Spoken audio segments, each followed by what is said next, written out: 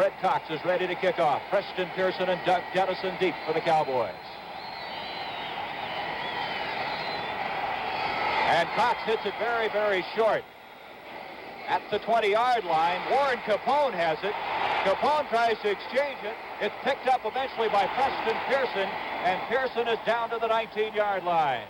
Autry Beeman down there, and Capone, who's a linebacker, had a tough time coming up with that one. Well, he received the ball. What he tried to do was turn around and hand it to one of those fast backs back there instead of him taking it and get as much as he possibly could out of it. He'd probably been a lot better off just catching the ball, getting behind the wedge and go as far as he could, Gary, rather than try to give it or hand it back there to one of those big, speedy backs that they have. At the 19-yard line, the Cowboys, who, by the way, fumbled the opening kickoff last week, having difficulty with the first exchange. The Cowboys, the number one offensive team in the NFC. Robert Newhouse, Preston Pearson, the running backs. Wide to the top of the screen is Drew Pearson. Staubach to Newman. Newhouse to the 20, and Newhouse to the 23-yard line. Robert Newhouse, fourth in the NFC in rushing this past year with 930 yards. And they were saying about Newhouse, John, he just kind of runs underneath people. Well, he's so small, really, for a running back, Gary, that a lot of times he can hide behind those big offensive linemen there and to pick up the needed amount of yardage you need. That's a big offensive line of Neely, Wright, Nye, and Fitzgerald. Golden Richards and Drew Pearson. Pearson having another outstanding year, and Gene Puget, the all-time leading tight end receiver for the Dallas Cowboys. Second down, 6. And running straight ahead to the 29 is Doug Dennison. Dennison, who has 7 touchdowns this year for the Cowboys to lead the club, advances the ball out to the 28-yard line. They're short by a yard and bring it up third down. Roger Staubach, a great competitor, the quarterback. Preston Pearson, what a steal he was this year from Pittsburgh. The man we mentioned just moments ago, Robert Newhouse, the fullback. Now Dennison is in there along with Preston Pearson. They have the 3 back eye offense. Now they split out of it. 3rd and 1. Dennison. And Dennison has the first down as he advances the ball to the 30-yard line. Now, John Unitas, I think the game plan of Dallas is to run right at Minnesota. Well, let's take a look at Jeff Seaman on his play number 50 as he comes up on in there to try to make the tackle. Gets knocked off by a very fine block. The runner picks the holes and able enough to pick up the first down. As you're talking, I think the Dallas Cowboys went into the ball game feeling that they could run right at fellas like Page and Eller and Marshall, and this is what they're doing right now. And there is that forward wall of the Minnesota Vikings. Staubach on a first down to Pearson. 30. Pearson is out of bounds at the 34-yard line. Wally Hilgenberg, the veteran linebacker out of Iowa, over there to make the stop, and it's going to bring up a second down and 6. We have a change in the linebacking corps. Fred McNeil's been starting the last 3 games in place of the injured Roy Winston, who we believe can play if called upon. He has a bad shoulder. But both of these teams, Gary, have excellent linebacking people, and they do a real fine job on it. 28 interceptions this year by the Vikings. That led the NFC, and Krause had 10 of them. Bryant was 6. They are a savvy defensive corps. Second down, 6 yards to go. Staubach to Edison again across the 40 to the 41-yard line, and he has apparently another first down.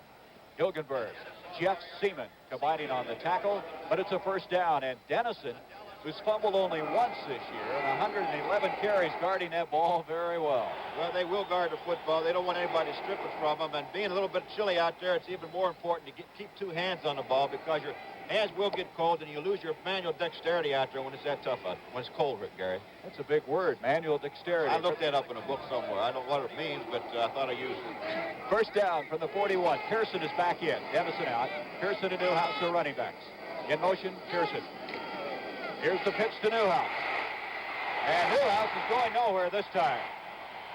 Over there is Hilgenberg, along with a veteran Jim Marshall. Marshall, they say he's just like a young colt. He just gets better every year. Well, you know that Marshall is very plain at about 225. Let's take a look at it from the end zone play here as Roger Staubach pitches it out to Newhouse there. You see Wally Hilgenberg, 58, coming in and really breaking the play up as 3-up converge on to make the tackle. Well, Jim Marshall loses a lot of weight through the course of the year. As you mentioned, he starts at about 240 pounds. Now he's down to 225 and maybe less than that. He just can't keep it on in the course of the year. Second down now, almost 12 yards to go. Staubach, complete to Newhouse. to the 40, the 45, 50. He's in the Viking territory, and flags are thrown at the 49-yard line.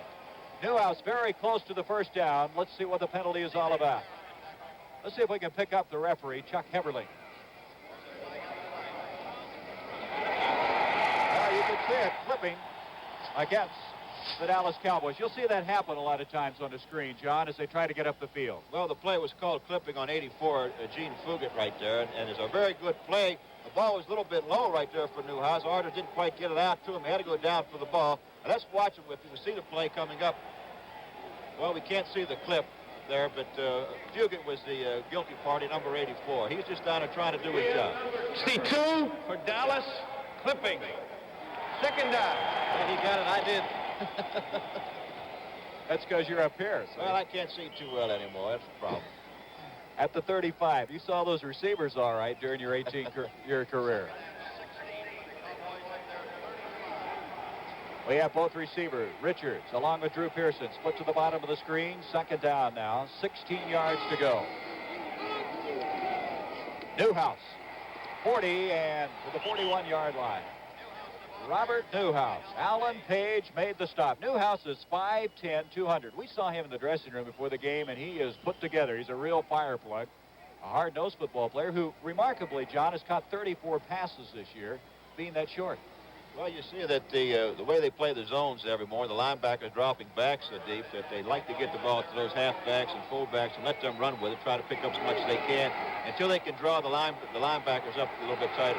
Charles Young now in the backfield. Preston Pearson in motion. Third down, 10. Wide open.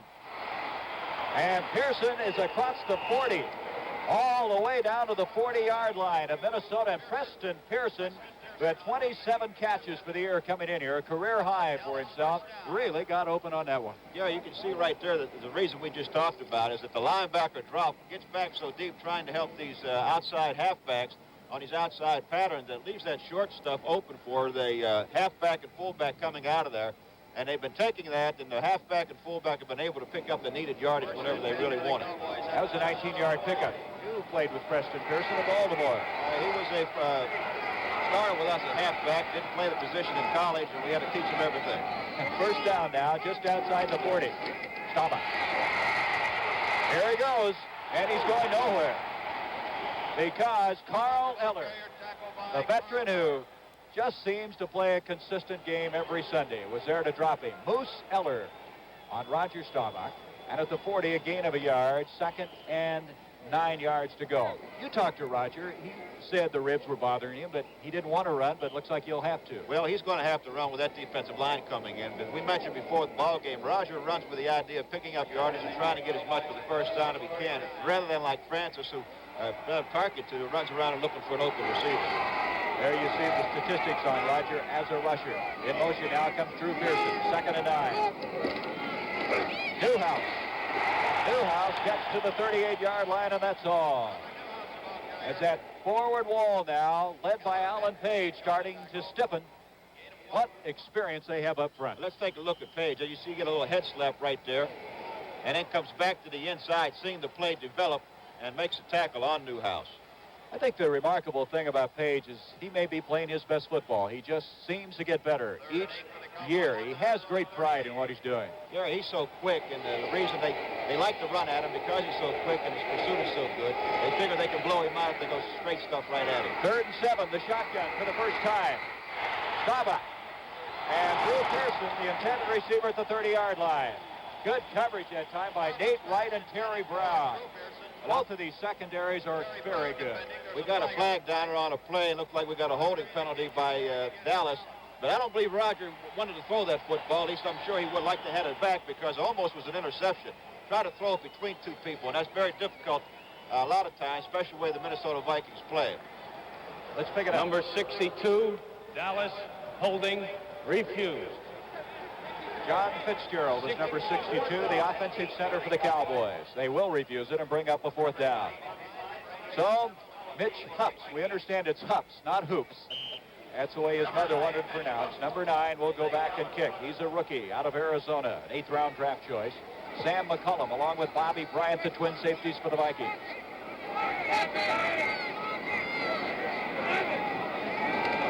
snap. He's going for the corner. McCollum's going to let it hit, and it made it into the end zone. Just barely. The ball will come out to the 20-yard line. A 38-yard kick by Mitch Hups. Interestingly enough, Dallas coming in here, a young playoff team on the road, held that ball 5 minutes and 48 seconds with that possession. Well, they're sticking right to the game plan and trying to run right at Minnesota. Let's see what Tarkenton does now on first down. Chuck Foreman and Ed Marinero, the running backs, behind Tarkenton. On first down, he's going to throw. And it's complete to Stu Boyd, and Stu Boyd is going to lose some yardage on that play. He was looking long, then he dumps it off. Very good coverage that time by Charlie Waters, the strong safety. Boyd is good, isn't he, John, at getting to an open spot? He is. They do a real fine job on that. He was slow blocking right there, then saw that the linebacker wasn't coming, so he went out there and tried to help Francis. Boy, there's an offensive line. That right side, Ed White and Ron Yeri have been picked for the Pro Bowl. Well, Steve Riley, Andy Meyer, and Tingelhoff doing a fine job for him, too. Gilliam this year with 50 catches, Lash with 37, and Boyd also with 34. He really throws the ball around. Second down now, 11. That's Marinero in motion. Foreman. And Chuck gets back that yard they lost to the 20-yard line. It'll bring up a third down. Jethro Pugh. They say Pugh is playing as well as he's ever played this year. Let's take a look here at Leroy Jordan, number 55 on this play. As you see, he stuffs the hole and then takes the Foreman on one-on-one. Does a real fine job of linebacking.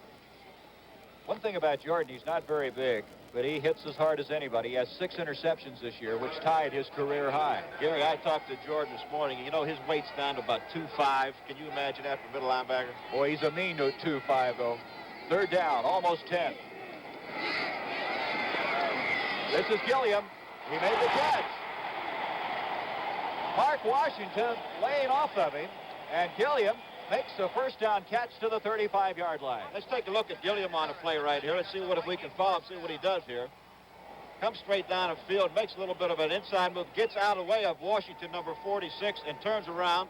As you see what they'll call a little bit of a spin on. Washington almost had pass interference, so watch him avoid him right there. He tries to avoid him, reached over his shoulder, and did a fine job. Of course, the play was completed. John Gilliam with 50 catches, 777 yards. There's that doomsday defense forward wall. A first down. Chuck Foreman, 35, and Leroy Jordan was there. The former Alabama All-American over there at a dropping. Little or no gain on that play, and it's going to bring up a second down. Chuck Foreman this year was 73 catches, a new record for the running backs. I remind you this telecast is presented by authority of the National Football League and is intended for the private use of our audience. Any rebroadcast or other use of this telecast without the express written consent of the Minnesota Vikings and the National Football League is prohibited. No gain on that last play, 2nd and 10.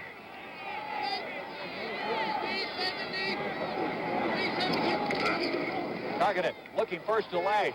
Now he's going deep to John Gilliam.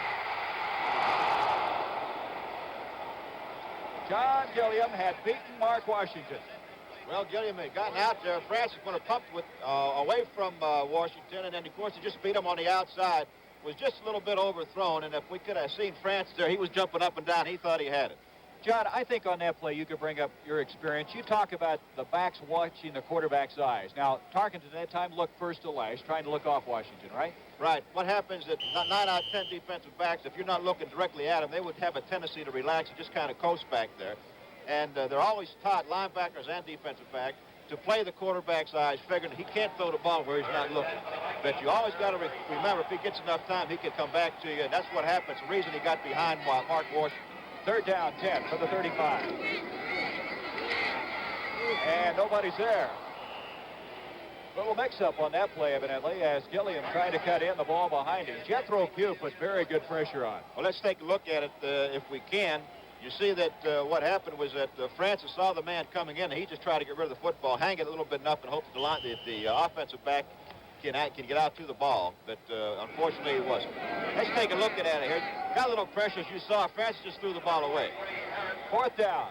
Coming in to kick is Neil Claypool. Fourth in the NFC with a 41.1 average. Beautiful spiraling kick. Harris at the 21.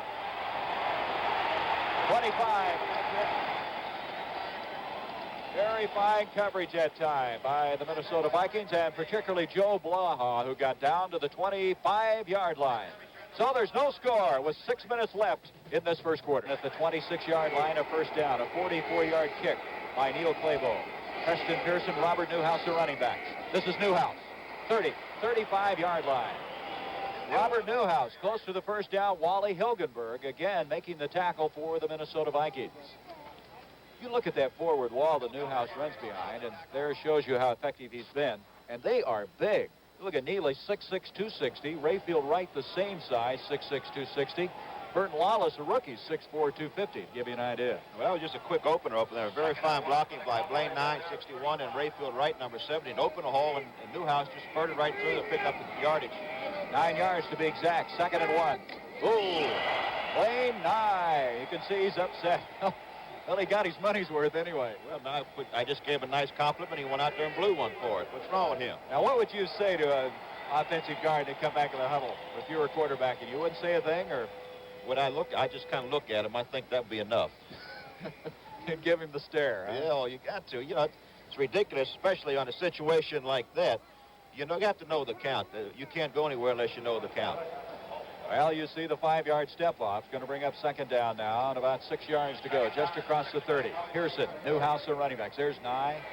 He's a brilliant guy from Stanford. Excellent student there.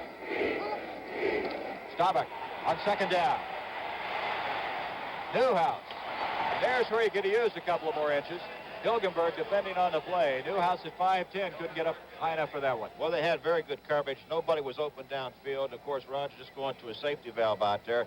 As you said, he had thrown the ball just a little bit high, and you'd rather have it that way than low where somebody could intercept it. Let's take a look at, we'll see that Newhouse is short, Gary, and a lot of times what really enables him to get through that hole because of his stature, he can, avoid those big guys coming in. At the 30-yard line, 3rd down, still 6. Now Charles Young in the backfield, along with Preston Pearson, as they go to the shotgun. Roger on 3rd down, broken up. Big rush that time by Alan Page and Carl Eller. Both of them coming through, and how many times have quarterbacks looked up and see number 88 and 81 bearing down on them? Well, it's not a happy occasion to look at it, because when those guys come in with their hands up, it's almost like throwing from the bottom of a barrel, Gary. There's no way to get around over top of them. You have to go underneath their armpits. And that time they had a little bit of a delay out there with the wide receiver coming underneath the action coming from out of the backfield. But Hilgenberg was in pretty good position there, so maybe it's fortunate that the ball was blocked. Mitch Hups is going to kick this one for the 15-yard line. Sam McCullum is deep, the single safety for Minnesota. They kick short. Fair catch by McCullum. We have a flag thrown as we may have a roughing the kicker, who slipped down at the 20-yard line. A fair catch by McCullum at the 40. Let's see if we can pick up what happened on this punt. Let's take a look at it here. Mitch Hups is back there getting ready to punt. Hits the ball, and number 21 gets his foot. Really wasn't that flagrant. Joe Blaha hit him, and it really wasn't that flagrant, but when you get hit like that, you've got to act the part. He could have probably got an Academy Award on that, a la Sarah Bernhardt. Did a fine job, and the Dallas Cowboys have the ball on offense again. Number 21, Minnesota, running into the kicker. First down. Well, you hear it, and let's look at it again. There's 21, Joe Blaha coming in there. Bingo, he got a pretty good piece of it. Blaha blocked a punt earlier this year against the New York Jets. He almost got another one, but instead the kicker. Pearson, Newhouse, the running backs on the first down. Pearson. And Pearson to the 36, and that's all. Fred McNeil. This McNeil is an interesting story. He ran the high hurdles at 14.4 one time. His brother Rod plays with the New Orleans Saints, and he has played very well. Relief of Roy Winston, who's missed the last 3 games with a severe shoulder injury. We understand, though, that they think Winston could be used. It'll be the first time in those 3 weeks. The interesting thing about these linebackers, Gary, really is, even for their size, 230, 235, they've got as much speed as a lot of those backs coming out of the backfield. 2nd down now, 9 yards to go. Newhouse, the ball is jarred loose. Who's got it? Looks like Bobby Bryant. Nope. Further up the field to 28, and I believe Blaine Nye has come up with it, the offensive guard.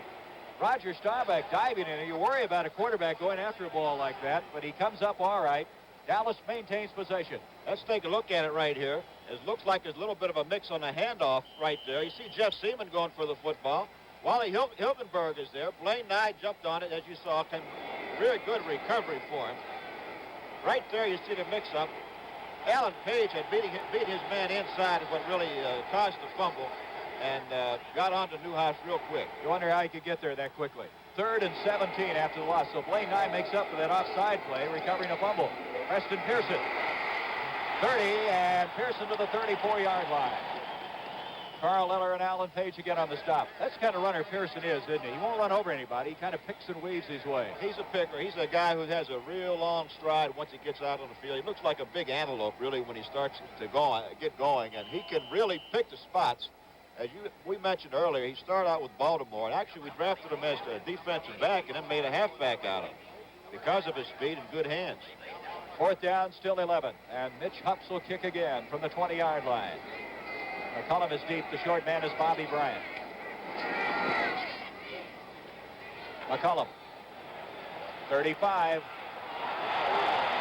And he's going to be wrestled out at the 37-yard line. Good coverage that time again by the Vikings. Flying down there. The hang time on that last kick was 4 seconds. We have Bill Gregory, and now the defensive tackle for the Cowboys. This is Chuck Foreman. And Foreman gets 2 yards to the 39. Harvey Martin. Chuck Foreman gets off the ball so quickly. Let's watch him fire off the mark. Take a look at him. A little bit of an open step right there. Coming back on the inside, following his offensive halfback who goes through the hole. The play is made by Charlie Waters and Harvey Martin, number 79. The thing they say about Foreman, John, is he can get the inside yards and also has the speed to go outside. A great combination. 2nd down, 8 yards to go. Foreman again. And Foreman to the 45-yard line. Chuck Foreman, the first 1,000-yard rusher in the history of the Vikings.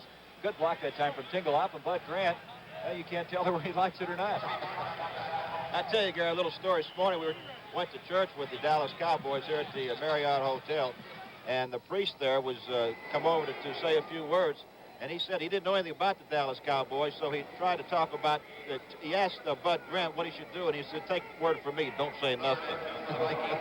3rd down now, a yard to go. Stu Boyd and also Krager in at tight ends. 2 tight ends on a 3rd and a long yard. Ed Marinaro, and it's going to be tough. Is he going to get it? I don't believe he did. Ed Marinaro tried to walk over somebody. Cliff Harris. They talk about Harris. They say he plays like a maniac, and he filled very quickly from that free safety spot. Chuck Foreman is trying to block on this play, but just couldn't quite get enough blocking done. Let's take a look at it right here. Chuck goes into the man right there, but really can't move him. They closed the gap real good. Too Tall Jones, number 72, came down and really closed the hole up. As you saw, the Dallas Cowboys, I believe, I'm not going to say whether they did or not, they looked like they stopped them short of the 1st down, but we'll have to see what the officials say. Well, Fran is asking for the measurement, and so they arrive on the scene. There's Bud Grant watching, and they are short by at least a half yard. So to bring up 4th down. It's awfully early, isn't it, to start gambling? Well, so far, it's been a defensive football game. The defensive lines have played well against one another, against the offensive lines, and really are doing a bang-up job here. I don't think anybody's surprised that these 2 teams would be flying around, and they are. They're coming after each other a little bit. Golden Richards will go back along with Cliff Harris as the twin safeties. Neil Claybowl will be kicking. 2 minutes, 5 seconds left of the 1st quarter. No score in this NFC battle. No rush at all, and a beautiful spiraling kick. Where's he going to go out of bounds? Well, he didn't get the angle he wanted. It's going to come back up the field. It was an excellent kick, but he angled it too far to the right, and they're going to bring it out to the 25-yard line. I want to remind you, a big fight coming up on January 10th. Heavyweight champion or heavyweight fighter Ken Norton against Pedro Loville, and understand the winner of that fight goes against Muhammad Ali. Well, I'll tell you, Kenny Norton's won 33 of the last 36, and if he's going against Ali, he can have all he wants. 15 knockouts by Loville. Have you ever had a fight with anybody besides Dave Fox? On my wife occasionally, that's about it. All right. That'll be a good one. Norton against Loville. 1st down now from the 22-yard line. Preston Pearson brings it out to the 30.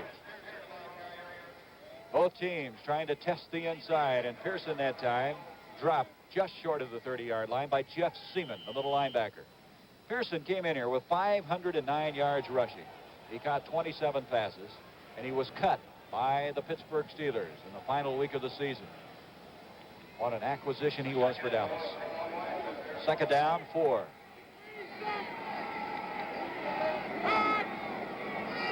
In motion goes Drew Pearson. Off to Newhouse, and as he straightened out, Robert Newhouse picked up and slammed down by Alan Page. And Alan Page, he can be awesome. Well, I'll tell you, Gary, what that was really was a sort of a sucker-type play. Alan Page, however, did not fall for it. I think they had a little bit of an outside slant on it. Newhouse trying to come back to the inside. That hopefully was vacated by Page, but Page said, "No, sir, brother, I'm right here, and you belong to me." And he's a 5-time All-Pro, and that's a very indicative of why he is. Picture tackle. Third down, 2. Newhouse, Pearson, the running backs. Staubach. Newhouse. Right between his legs. Fourth down coming up. Well, Staubach was just a little bit short with that ball. If feet had been a little bit higher for him and put a little bit more stuff on, I'm sure that Newhouse wouldn't have missed. He had to reach back for the football, and that bothered him a little bit. We talk about Staubach as you see Newhouse going off. The thing I guess that epitomizes him most is he's just such a competitor. Well, Roger loves to win like anybody else does, and he's such a fine gentleman along with being a competitor that the players just kind of surround him all the time, and whatever he wants to do is fine with them, and they'll back him 100%. Ups to kick again. Oh, he fell down. McCollum from the 27-yard line. Warren Capone down there, and going nowhere on that play was McCollum, as again the Cowboys stringed it out very well. Kind of disappeared on that one. I'll tell you, Gary, he fell down on that one. The way he kicked it, maybe he should fall down all the time because he got his foot into that one real good. Well, this is a 42-yard kick, John. I guess it's like your golf swing. You don't care how it looks if you just get the ball. Now, he hit that soft spot we were talking about earlier right there, and I think it went down harder this time than when he did when Joe Blah hit it. From the 27 now, a first down.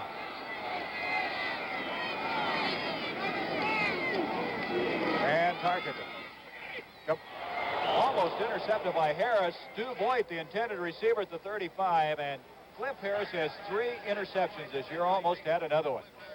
He just roams all over. Let's take a look at it from the end zone camera here as Tarkenton comes back and fakes a little bit to Marinero 49, rolls back to his left to pick up some added protection, sees Voigt, but does not see Harris to come in for the ball. And a little bit slower with that football, I think Mr. Harris would have himself another interception. John, you told me at the start of this game, you thought one of the keys was to keep Fran Tarkenton in the pocket. Don't let him scramble outside it. Yeah, Franny's at his best. We can get outside there and make these guys move around a little bit more. Second and 10. He's in the pocket again, and he just got by Jethro Pugh at the 35, 40. Gets a first down. Jethro Pugh missed him by an eyelash, or he'd be clearing the box seat somewhere. Well, that's the situation. Jethro Pugh was in there on him, but he just did not get his hand on him. Let's take a look at it now and watch Tarkenton just sit in the pocket here, looking for his receivers. Nobody is really open. And watch Pugh come in right here, who should have had him. He went for the spot that he was, and Tarkenton went underneath him and picked up enough yardage for the first down. I bet Fran knew he was around, don't you? He picked up 16 yards, which is, that's just a start for him this afternoon, I'm sure, the way he runs around back there. At the 44, first down for Minnesota.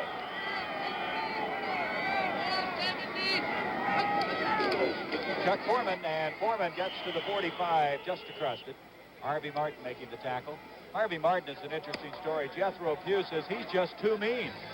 So they call him too mean. He says, I'm scared of him. That's the end of the first quarter. Second down now, 9 yards to go from the 45 as we start the second quarter.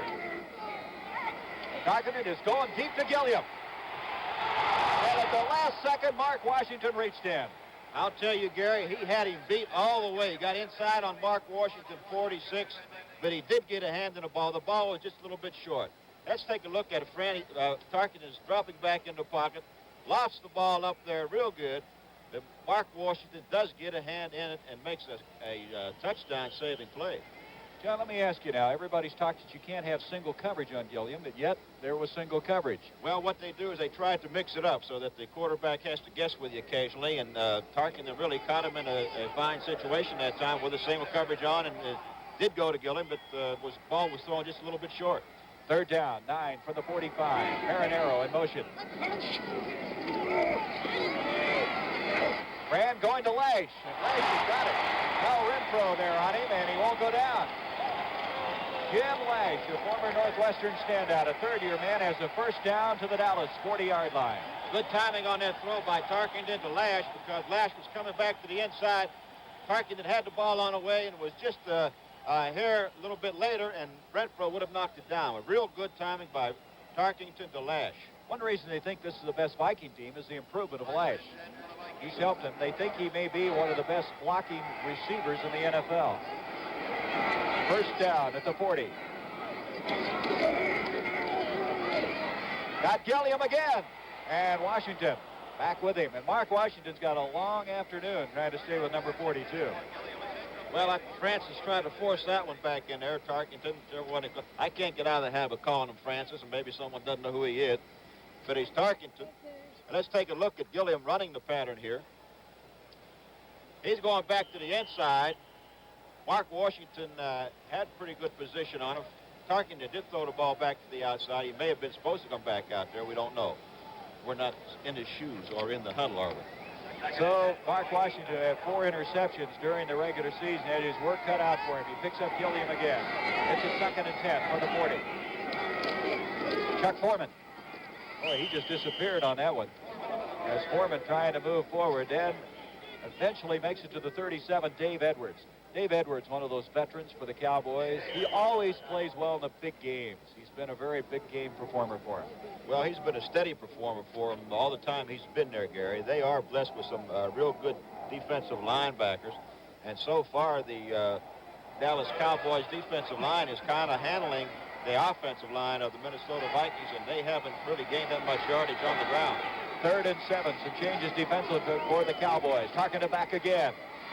Gilliam at the 25-yard line. Nope, he did not have both feet in bounds. Gilliam did not get both feet in. Well, he made the catch, but he bobbled the ball as his one leg went out. And that is an incomplete pass. If he kept both feet in, it'd have been all right. Let's take a look at Tarkenton here. As the rush is put on him, you see 75 Pugh coming in. There's the throw. Let's watch the catch, and then watch his left leg. Then he bobbles the ball, as you see right there, does not have control of it, and the leg goes out. There's a case again of the officials calling that one exactly right, and it brings up a 4th down. The way these guys can move up and down the field, it's tough to be in position, but the official was on that play. And so now, Neil Claybo at the 13:26 mark of the 2nd quarter will kick. There's no score here. Twin safety's back now for the Dallas Cowboys. He's going for the corner. Cliff Harris has got it. Now he stepped out of bounds, evidently, at the 13-yard line. And Matt Blair, Harris discussing the situation. We have a flag back at the 40-yard line. Let's see what this one's all about. I believe we had somebody leave before the ball was kicked, and they're going to have to kick it again. You can only have 2 men leave the line before that ball is kicked.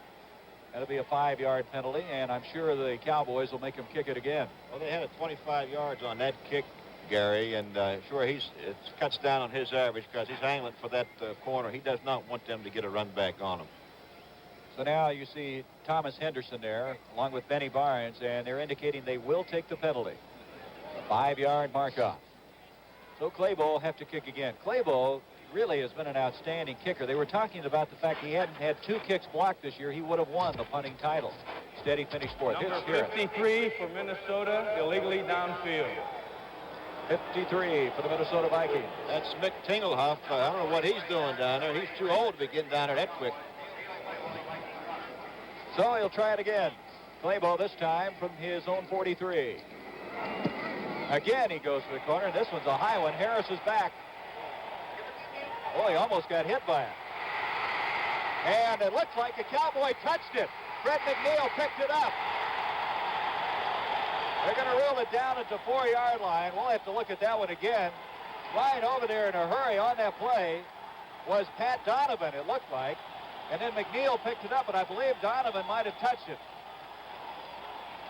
And that's what it's going to be. They ruled it down at the 4. Let's see if we can see Donovan 67. Well, I didn't see it there, Gary. I don't know. That's what it is. That's Donovan. what it is. Donovan goes after the football. It's a bad play on Donovan's part.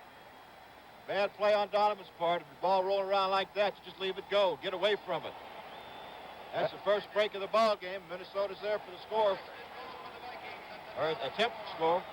From the 4-yard line, a 1st and goal now for Minnesota.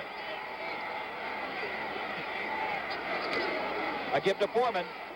Foreman hit as Leroy Jordan was there. Jordan played remarkable football this year. There's been some talk it might be his last year. A gain on that play of about a yard to the 3-yard line. It'll be 2nd and goal there. Let's look at that play again by Pat Donovan, a rookie from Stanford who touched the ball with his left hand. Well, there's something you don't want to do, Gary. I'm surprised that he did that. Maybe he thought it was a free ball or what. But you don't want to fall on that football at all. John, that might be some of that playoff tension. 2nd and goal at the 3. Tarkenton going to try to carry it in. And he's a yard short. Fran just on a quarterback rollout that time. And I saw you shaking your head, John. You don't like to see those quarterbacks get hit. I think that's kind of a last resort type of thing. I would rather give it to that fullback or that halfback. Leroy Jordan makes the play here. As you see, Chuck Foreman trying to throw the block. And Jordan comes in, and 43, Cliff Harris, really makes the stop at the 2-yard line. We have a 3rd and goal now at the 1. Trying to drive in for the touchdown. The Vikings fighting in. Chuck Foreman able to bring it in. And they take a 6-0 lead as Foreman, who had 22 touchdowns in the regular season of play, gets the first here this afternoon. That's the guy you want to give it to right there, Foreman or Marinaro. Just get behind that good offensive line and blow them out or get up over the top, whichever way you can. And that's the gift right there. Merry Christmas, I would say, from the Dallas Cowboys. That's a tough play. So at the 11:49 mark, the first score as Fred Cox will attempt the point after. He's missed 2 this year. He's 46 of 48. Kraus to Hole. Cox hits it, and the Minnesota Vikings have taken a 7-0 lead. Fred Cox to kick off. Dennison back deep along with Preston Pearson. Pearson's going to take it to the 20, 25, 30, and he brings it out to the 33, and a flag thrown. We may have a tackling by face mask on that play. Pearson almost broke that one up the middle. Well, the wedge came right real good and blocked the middle part of the line. Let's take it here as Preston Pearson picks it off. Watch the blocking form up front as Pearson just runs straight ahead. Sees the hole, tries to make the cut. Blaha got a hand on him. And then the other 2 men came down and made the tackle. That's what it is, too, John. It's tackling by face mask. Pete Athos, number 45, on the tackle. That moves the ball out to the 40-yard line, so the Cowboys have excellent field position. 11 and a half minutes left in this first half.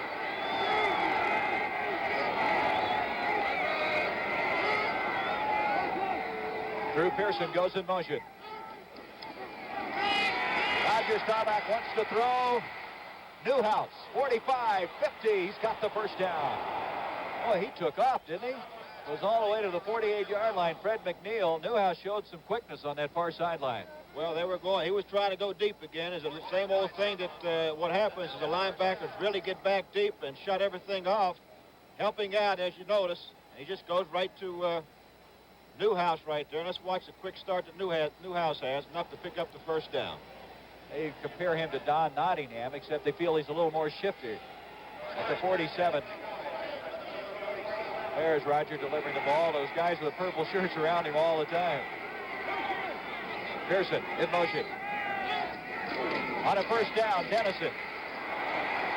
And Dennison is greeted rather roughly as he gets across the 45 to the 44. Doug Sutherland made the stop. John, I think we've talked about that forward wall. There's Roger Staubach. When Sutherland came in, replacing Gary Larson last year, they got a new look in that forward wall. Well, it gives them a different look because Sutherland puts enough pressure on from the inside as far as rushing the passer is concerned.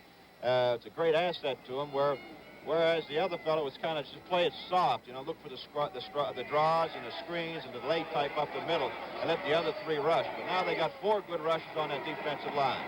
Second down now, 7.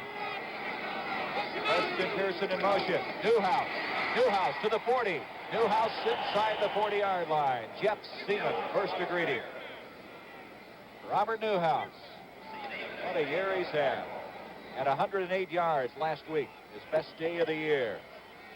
Only one other fullback in Dallas history has gone over 900 yards. That was Don Perkins, who had 945. There's been 2 years that a running back for Dallas has gone over 1,000 yards, and Calvin Hill did that both years, 72 and 73. Third down, along 2. Dennison's got the first down. Doug Dennison, just short of the 35. He's been a good man on the goal line situations. You can see there, short yardage, he really goes after it.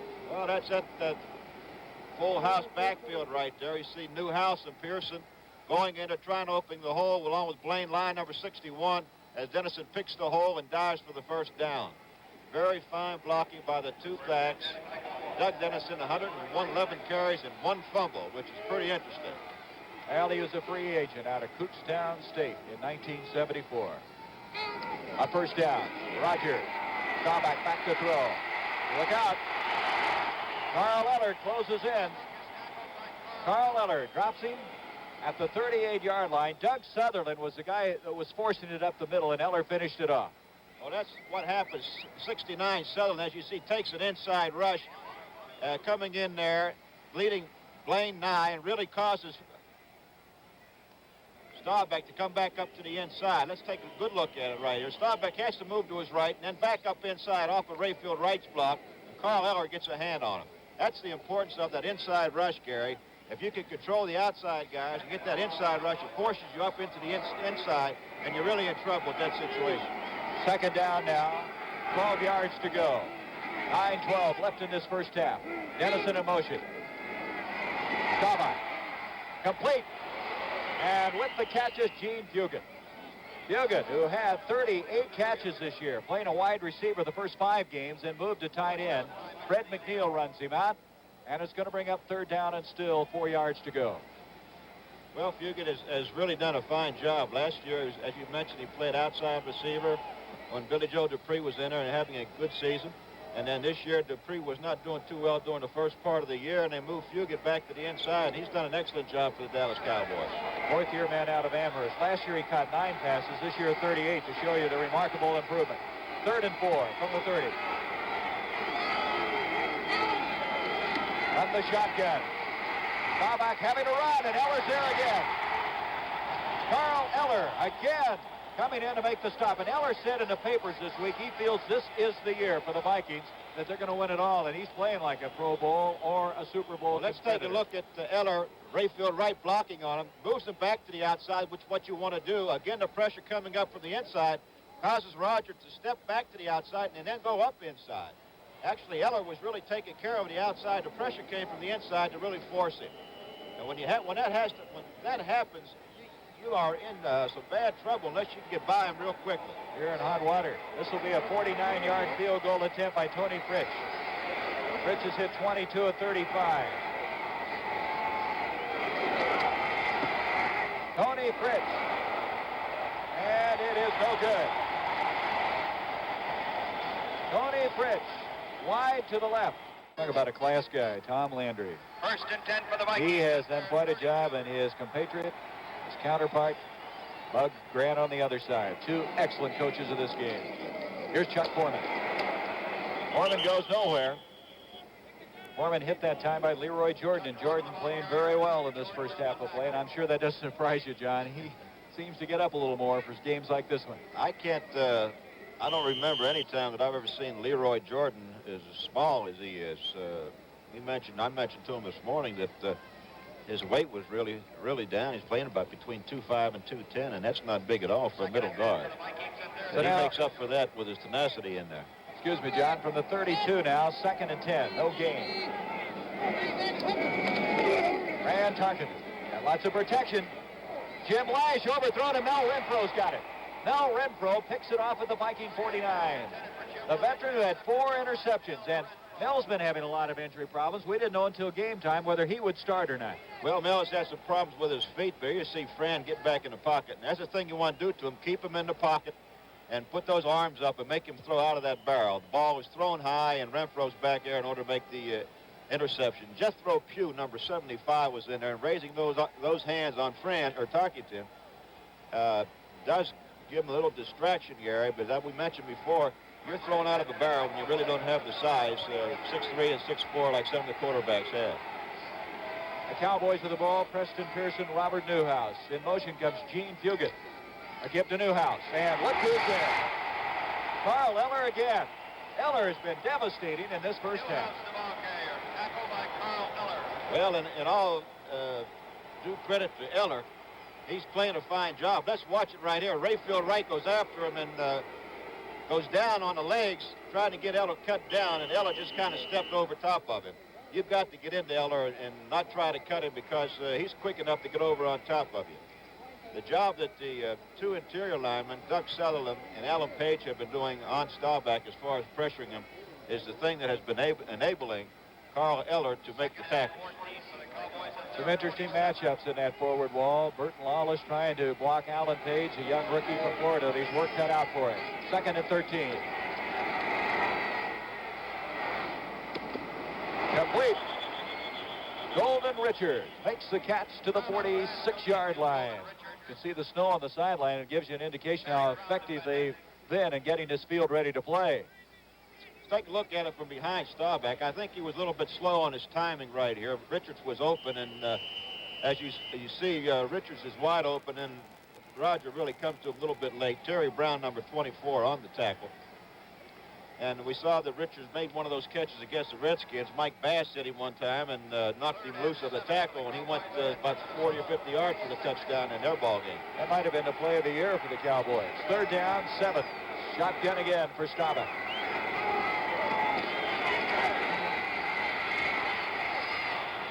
It's complete again to Golden Richards. And Paul Krause, the free safety there, but it's a first down all the way inside the 35 to the 34-yard line of Minnesota. Rogers getting time to throw the ball. There's 2 big plays that time. They had a game on the Minnesota Vikings team with the Page going to the outside, Marshall coming back to the inside, which was picked up very good by the Dallas Cowboys, giving Roger enough time to sit back in there and throw. 13-yard pickup. Staubach now has hit 6 of 10 for 71 yards. A first down at the 34 of Minnesota.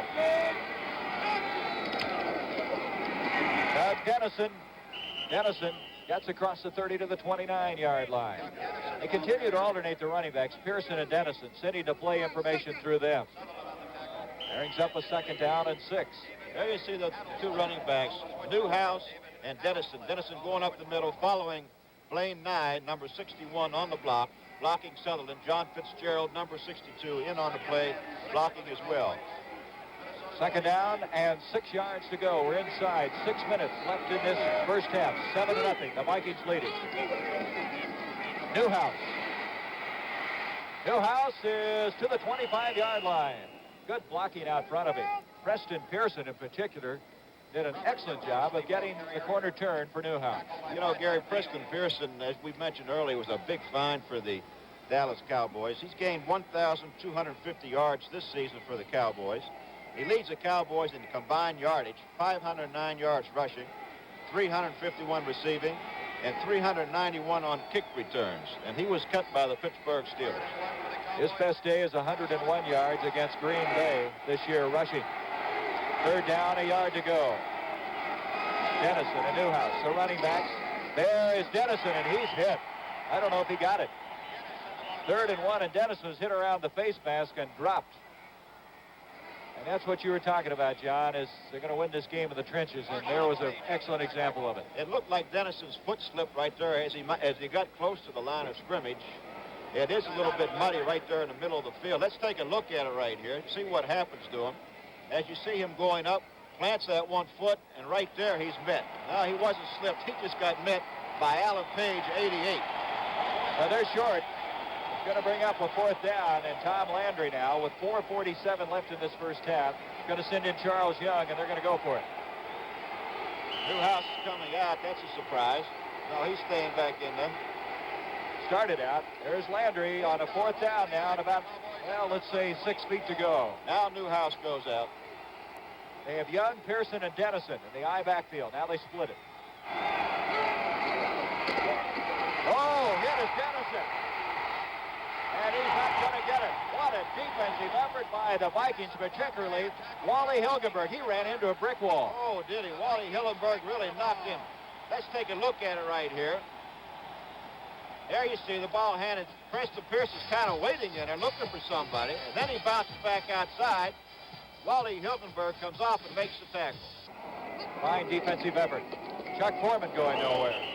Bill Gregory, 77, and also Ed Too Tall Jones. You can't get back there much quicker than they did. Well, I'll tell you what, the best offensive play that the Minnesota Vikings have was the touch ball by Donovan, number 67, to give them the real fine field position on the 4-yard line.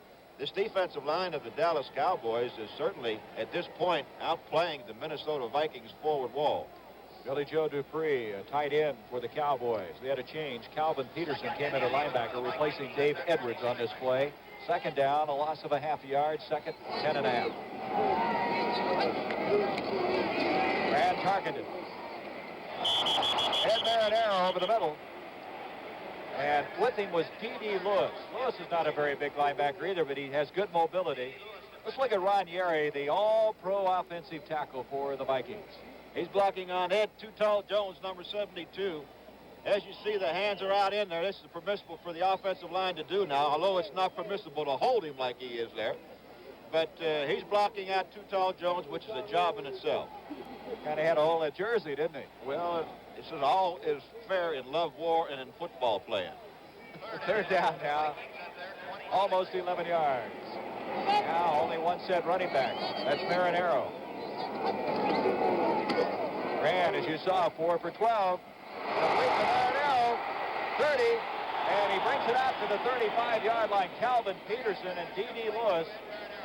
Looks like he's short of that 1st down. D.D. Lewis cut him down.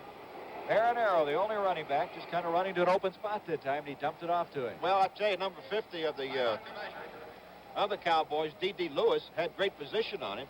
The ball was thrown to Marinero, and as he made the reception, D.D. Lewis slipped down and fell. The reason that he made so much yardage on the play, otherwise I'm sure it would have been short of the 1st down.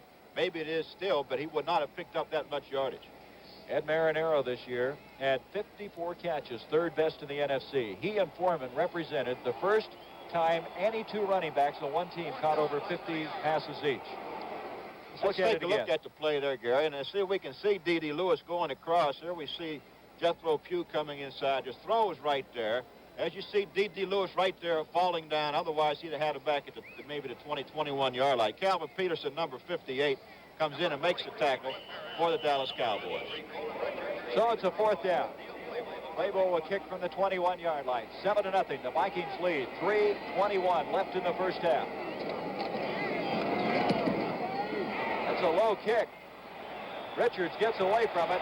Joe Blaha is down there, and Blaha is going to watch it go out of bounds at the 22. So at the 22-yard line, the Dallas Cowboys will have it. Well, coming up next Sunday, January 4th, the Los Angeles Rams in the NFC Championship game to play the winner of this one between the Cowboys and the Vikings right here on CBS. It should be a good one, Gary, regardless who wins the day. You know, the thing that impressed me about the Rams is they've had those injuries, but they have been able to come back, and everybody's playing well for them. They are. They're a good group of football players, and they're well coached out there with the Los Angeles Rams. I wonder who they'd like to have win this one. They've got a tough opponent, whoever it is. So now, at the 22-yard line, Dallas with the football. Pearson, Newhouse, the running backs. Preston Pearson, and Pearson gets to the 25, 26-yard line. You see an awful lot of gang tackling today. A running back really drawing a crowd. Well, the gang tackling is the name of the game. You just don't bring down good halfbacks and fullbacks with Pearson and Newhouse by one particular guy. You've got to have that extra effort by all off defensive linemen and really go to the ball. The ball certainly will draw a crowd, as you know. And these guys were playing great football this afternoon. The defense and offensive lines doing a job on both teams. He's going to bring up a 2nd down and 6. Newhouse and now Doug Dennison in the backfield. Roger complete to Fugit. And Fugit trying to drag him for the 1st down, and he might have done it. Gene Fugit may have been able to bring Fred McNeil on his back far enough up the field for the 1st down, and he did. 2-minute warning is here now. 2-minute offense in effect. A 1st down for the Cowboys. To Preston Pearson, 30, 35, 40. Pearson to the 45, the 50. He's all the way to the 45-yard line of Minnesota. Drew Pearson doing a big block on that play. And as an end result, Preston Pearson goes all the way to the 45. There's a fine screen set up here by Staubach right here as he kind of hesitates right there and then draws the Marshall number 70 in on him. The throw to Pearson right there. Watch the blocking in front of him as Pearson picks his way downfield. Fitzgerald's down there. Number 61, Blaine Nye throwing a block there. A fine run, a fine play, fine execution by the Dallas Cowboys. Here we got a different view of it, what the quarterback looks at. As he drops the ball off to Pearson, then you can pick out the blockers right there. Pearson going up the middle, see some daylight. Paul Krause standing there waiting for him. He wants to stay back there as deep as he can and let someone else make that tackle. He wants to be the last guy, if possible, to have to come in and make the tackle. And they converge. Here comes Alan Page coming up behind. That was a 24-yard gain by the Dallas Cowboys. 1st down. Thus far, Staubach, 8 of 12 for 104 yards in this game. Leading receivers thus far, Richards 2 for 21, Pearson 1 for 19, Fugit's got 2 for 13. This is a 2-minute offense, and John Unitas, you were the best at this. And he's got a minute 44, 45 yards away. He's in pretty good shape to put it into effect. He's in pretty good shape, but you wouldn't believe me if I told you that Tarkington was the leading ball carrier for the Minnesota Vikings, would you? He's hit 5 of 13 for 39 yards. There's been a lot of offense by Minnesota in the 1st half. Roger Staubach on a 1st down, scrambling. Eller is after him. Carl Eller, who's just been unbelievable in this 1st half. Doug Sutherland again put the initial rush on, forcing him out of the pocket, and Eller got there. There's the importance of that good tackle up front. Sutherland coming back to the inside is missed by Blaine Nye right there. Forces Staubach outside. Rayfield Wright had fairly good position. Carl Eller, 81, chasing Staubach down, now making the tackle. Staubach on the 2nd and 18 from the shotgun. Gets away from Page. Being chased by Sutherland. And he gets out of bounds at the 48-yard line. Roger really having to scramble around now as the Vikings realizing he's going to put the ball in the air or just teeing off.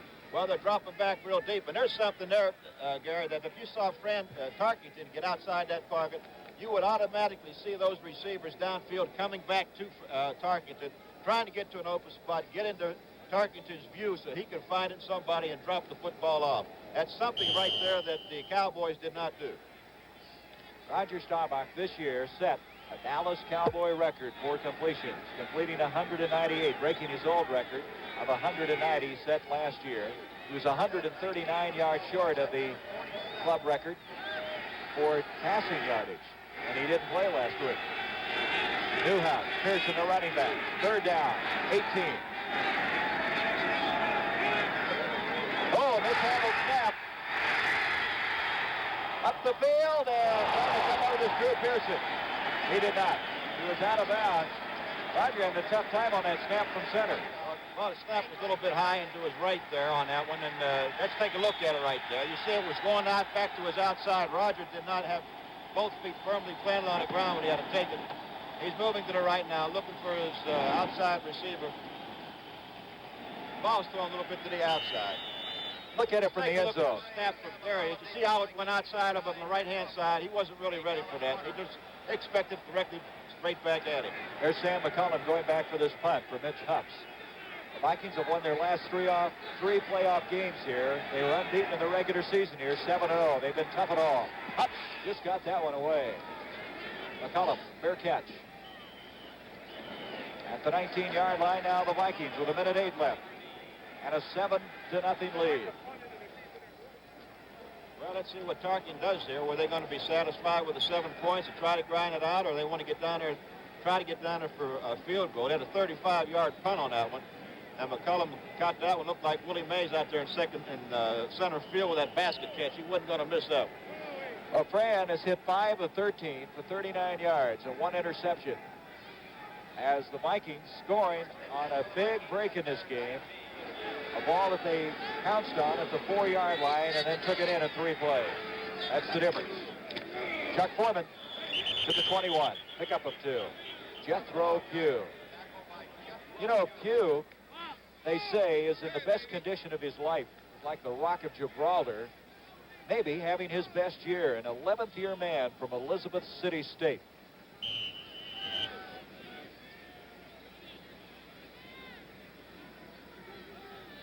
All right, there they are, Brent, Irv, and Phyllis. They'll have the halftime, the highlights, and what we can expect and what happened yesterday. Very interesting show coming up at halftime. They're in that trailer.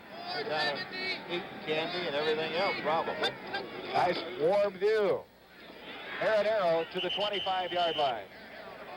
Harvey Martin makes the stop, and it's going to bring up a 3rd down and still 3 yards to go. So with 18 seconds, the Vikings are just going to kill the remaining time. The Vikings with a 7-0 lead, scoring on a 1-yard smash by Chuck Foreman after Pat Donovan touched a punt, setting the ball up at the 4-yard line when Fred McNeil fell on it. And that's how it stands right now. So there's the end of the first half of play from Metropolitan Stadium. The Vikings leading the Dallas Cowboys 7-0. All right, we're ready to go in the second half. 7-0. The Vikings are leading. There's Bud Grant, who'd like to get his team into the NFC Championship playoffs a week from today. That game, of course, will be broadcast starting at 3:30 Eastern Time right here on CBS. Brent McClanahan, Sam McCullum are back deep. 7-0. The Vikings, who have won their last 3 playoff games here at the Metropolitan Stadium. A run up by Tony Fritsch. And it's a squibber. Dave Osborne is over there, and Osborne falls on it at the 25-yard line. Dave Osborne getting on the ball. He was sure he had it that time before he tried to run with it. Oh, Ozzy's been around a long time. He knows all the ins and outs. He's not going to take any chances try to pick the ball up and run with it before he's got it. Number 42, Randy Hughes, was down there for the Dallas Cowboys to make the tackle. They have pretty good field position, Garrett. 25-yard line, not bad. Excuse me, John. Osborne, prior to this year, was the leading rusher for a season. He had 972 yards. And Chuck Foreman, of course, broke that when he went over 1,000 yards. From the 25-yard line now, the Minnesota Vikings have the first crack of the ball. On first down.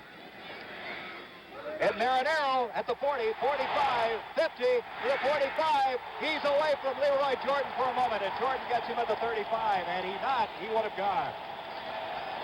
Well, it was a big play. They isolated Marinero on a linebacker on D.D. Lewis. Let's take a look at Marinero coming at her on D.D. Lewis. Starts up inside, puts a pretty good move on D.D. D.D. lets him get on back on the outside of him, and Tarkin just lofted the ball back to the inside. Very fine throw. Big play by Marinero. Cliff Harris, number 43, and Leroy Jordan come down, make the tackle.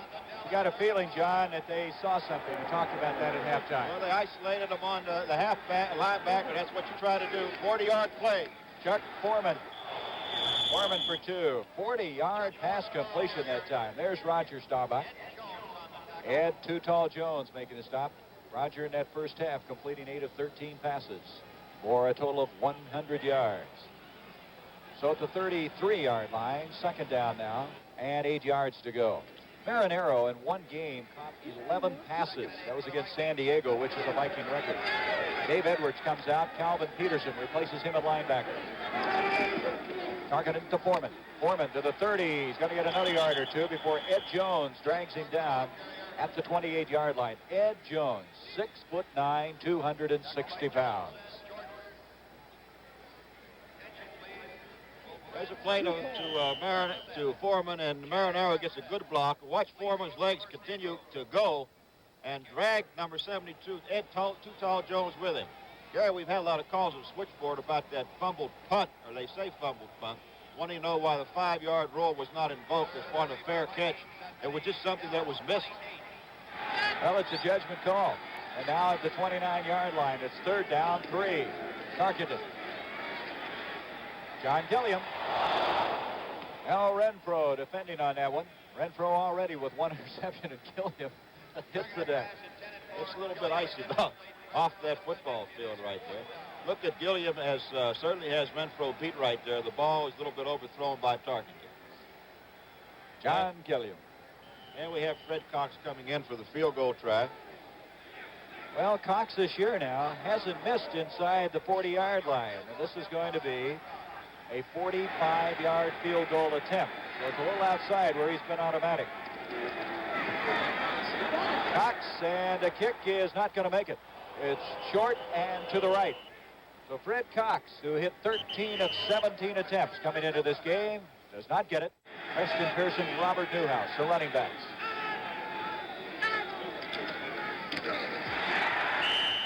Little or nothing as Jim Marshall right on top of Preston Pearson to the 31, a gain of 2, 2nd and 8.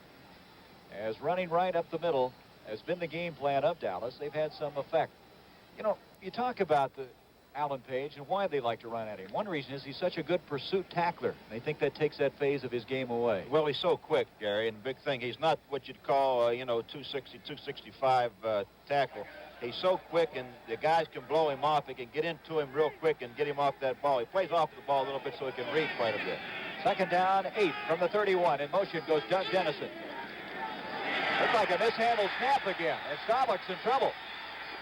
Oh, the 35-yard line, running for his life. Jeff Seaman, Wally Hilgenberg there.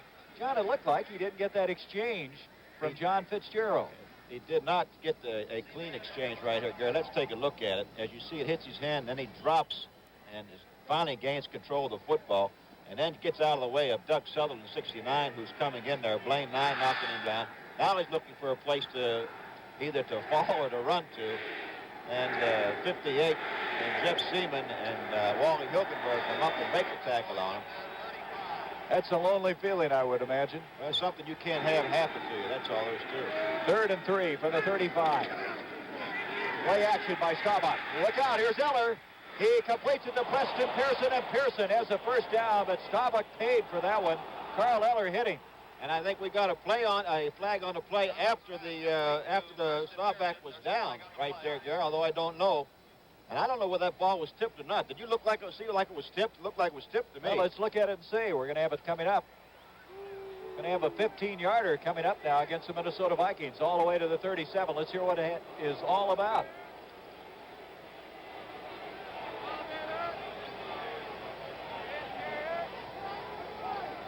Let's take this little bit of a play-action pass right there. Fake the fullback coming up. And Staubach going back. Eller coming in, hitting him. And watch Preston Pearson get the catch.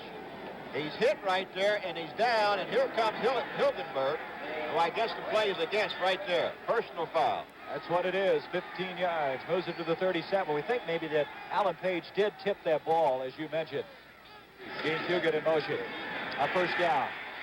Tarkenton complete to the 25. Billy Joe Dupree to the 20-yard line. Dupree to the 20, another 1st down. Dupree catching 9 passes in the regular season, the former Michigan State All-American, and now the Cowboys are rolling. Well, they're in real good field position right here, and that was a big play for them. Dupree really just kind of sneaking across the middle on it. Let's take a look at it here. As you see, everybody going to the strong side. Dupree moving from his tight end position. He's coming right across the field. Staubach following a gain of 18 yards. 1st and 10 on the 20. Roger Staubach trying to tie this game up from the 20-yard line. Pearson and Newhouse, the running backs. Roger almost across the line of scrimmage, and now he does. As Fred McNeil runs him out. Roger wanted to throw deep. It looked like Fugit in the corner down there, and also Drew Pearson, but couldn't get him open. You see Tarkenton 6 completion for 15 for 79 yards, and Roger Staubach 10 for 15 for 130 yards. But the Vikings have the 7 points on the board, and that is the difference at this point. Well, he picked up on that play a couple of yards scrambling. 2nd and 8. Newhouse and Dennison now in the backfield. Staubach that time rolling outside of Carl Leonard, getting some more time. I would think that he would have decided to run a little bit sooner on that. He had a guard in front of him and he had plenty of room to go with it. From the 17-yard line. Now Dennison to the 10. Dennison has another first down. It'll be a first and goal as he's at the 7-yard line. Nate Wright dropped him, and Doug Dennison done a very good job running inside against Minnesota. Well, Rayfield Wright doing a fine job on Carl Eller on that one, and then Dennison, of course, just picking his hole after the blocks are already made and picking up some real good yardage, going down. It was first down for the Dallas Cowboys on the 8-yard line. So a first and goal, Newhouse and Pearson, as the Cowboys have put this drive together very well. Roger gives off to Preston Pearson, and Pearson's to the 5, and that's all. It'll be second and goal there. Jim Marshall inside. Jerry, down here is where it really gets tough now. These guys just kind of digging in like a bunch of bulls on that offensive and defensive line, trying to blow each other out and just trying to create a little bit of a gap for these guys, Dennison and Pearson and Newhouse, so they can squeeze through there. They're going to bring in an extra tight end now. Billy Joe Dupree has come back in. Going out of the ball game is Golden Richards. So Dupree and Fugit are in there on a second and goal from the 5. Preston Pearson, 6'1", 205, quite a basketball player at the University of Illinois. This is Pearson. The 5 hit hard at the 4, and that's all. Good reaction by the Vikings, particularly Carl Eller forcing. And it's going to bring up a third and goal. Terry Brown on the tackle. Let's take a look at it right here. Staubach handing it off to Pearson. Sutherland out there, Seaman coming up. Eller stringing everything out, gets the initial contact. Terry Brown, number 24, and Doug Sutherland, 69, finally make the tackle. Different angle on this shot here. As much like the play of Carl Eller, who really forces the play. Good tackle by Sutherland and Terry Brown. Very important play now. Third and goal at the 4. Newhouse, Dennison in the backfield. A give to Dennison, and he is very close. He's in. He is in for the touchdown. Doug Dennison diving forward, and we just mentioned ago how tough he's been on the short yardage situation. Well, that was a great surge by that offensive line over there. Blaine Nye and Rayfield Wright on that side, and really moving them. Fitzgerald, number 62, got Page and tried to move to the outside. Dennison fixed the hole. Seaman on the tackle, but he's across that goal line. And now the chance to tie up the game is Tony Fritsch. That was a 72-yard drive in 9 plays. And Dennison There's the play from a different angle, Gary. Same result. Tony Fritsch adds the point after. And it's a brand new game now.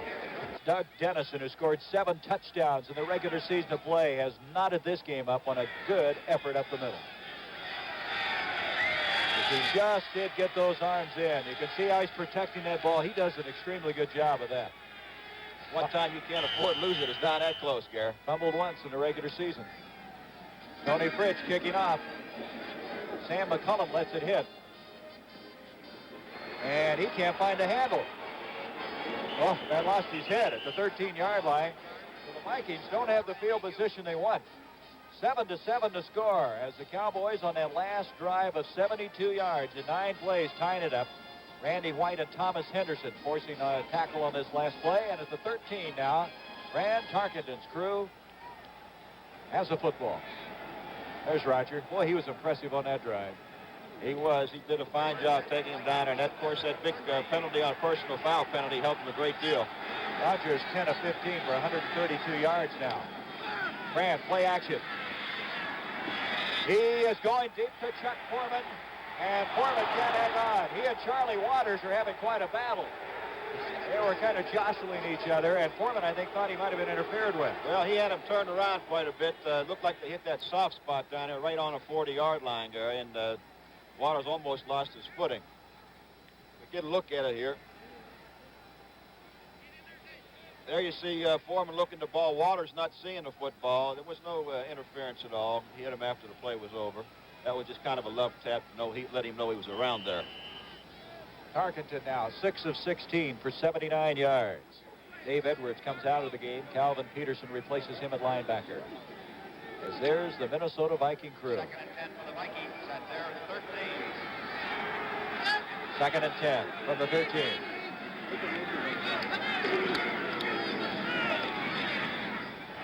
Complete to Lash for a moment.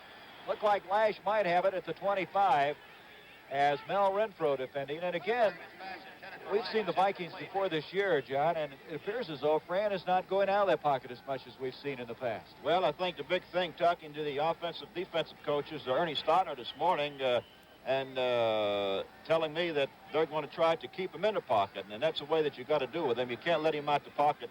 Keep Ed Too Tall Jones and Harvey Martin on the outside and get some pressure from the inside. And if you can do that, it's complicated. It's tough for Tarkin to throw out of that pocket because it's not real tall. He doesn't see as well. So it's a third down, 10 for the 13. Ted Tall Too Jones is back there. Fran, 15, 20, 25. And he gets out of the bounds with his life as Waters and Mark Washington coming up, and that's what Fran is so good at doing. Well, you see, there's a perfect example of what happened. He had him in a pocket, and the man went in there with reckless abandon at trying to take his head off instead of being under control and just make the tackle. Let's watch Jethro Pugh and Too Tall Jones, who have an end tackle game. Too Tall goes in right there. You see, if he had been under control, he'd have had Tarkington without any problem. This way, he gets outside, linebackers are dropped deep, and Fran has all the time in the world just come running up and then trying a little dipsy doodle there, but he's getting out of bounds. You have to worry about that. That's exactly what we were talking about. They got to keep him inside. They didn't on that play. So it's a first down now at the 27. Foreman to the 30-yard line. Gain of 3. It'll be second down and 7. Chuck Foreman, 1,070 yards rushing, 73 pass completions, 22 touchdowns, and he's limping. He's been a very durable back. He is actually the fullback in the Minnesota Viking offensive set. They made that change this year after moving him from the running back spot, and their offense better designed to utilize him that way. Well, it gives him a little bit better blocking, a little bit better running plays for his ability inside and outside. Plus, he's a great ball receiver as well, pass receiver. Marinero in motion, second down, 7. Fine defensive play by Mel Renfro. Renfro coming back on Jim Lash, and the old veteran has really come up to the occasion today. Well, you can see a lot of people were booing out there. They thought there was some pass interference, but Renfro really went back on his inside shoulder and got over on it, hit his hand, got his hand on the football, and did not allow the completion. And right now, Gary, as was the first half, Tarkington is still the leading ball carrier for the Minnesota Vikings. There's Bud Grant on the sidelines. This Vikings not putting it together offensively right now. 7:07 to go in the third quarter. We come to a third down and 7.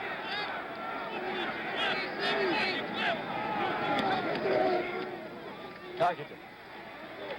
Look out. And he's down at the 23. Ed Jones and Randy White. They have White in there now in place of Harvey Martin.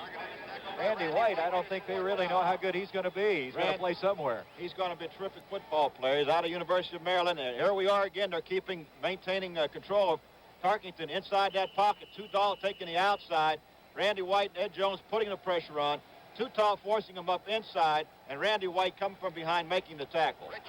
Randy White, the second player taken this year in the college player draft. Steve Bartkowski of Atlanta first. Former All-American from Maryland. He won all kinds of honors there. Claybo to kick from the 9. Golden Richards at the 41, the 45. Runs into his own man, and at the 47, down he goes. Newhouse and Preston Pearson, the running backs. This is Pearson. Pearson spinning to the 49 of Minnesota. Wally Hilgenberg, who's been on a bunch of tackles here today, made that one. Hilgenberg, just an excellent athlete, one of the better athletes on this Viking team. Take a look at here, Pearson taking the ball. Sutherland right there gets a hand on him, but Pearson kind of twists out of the hole. Hilgenberg, number 58, coming up to make the tackle.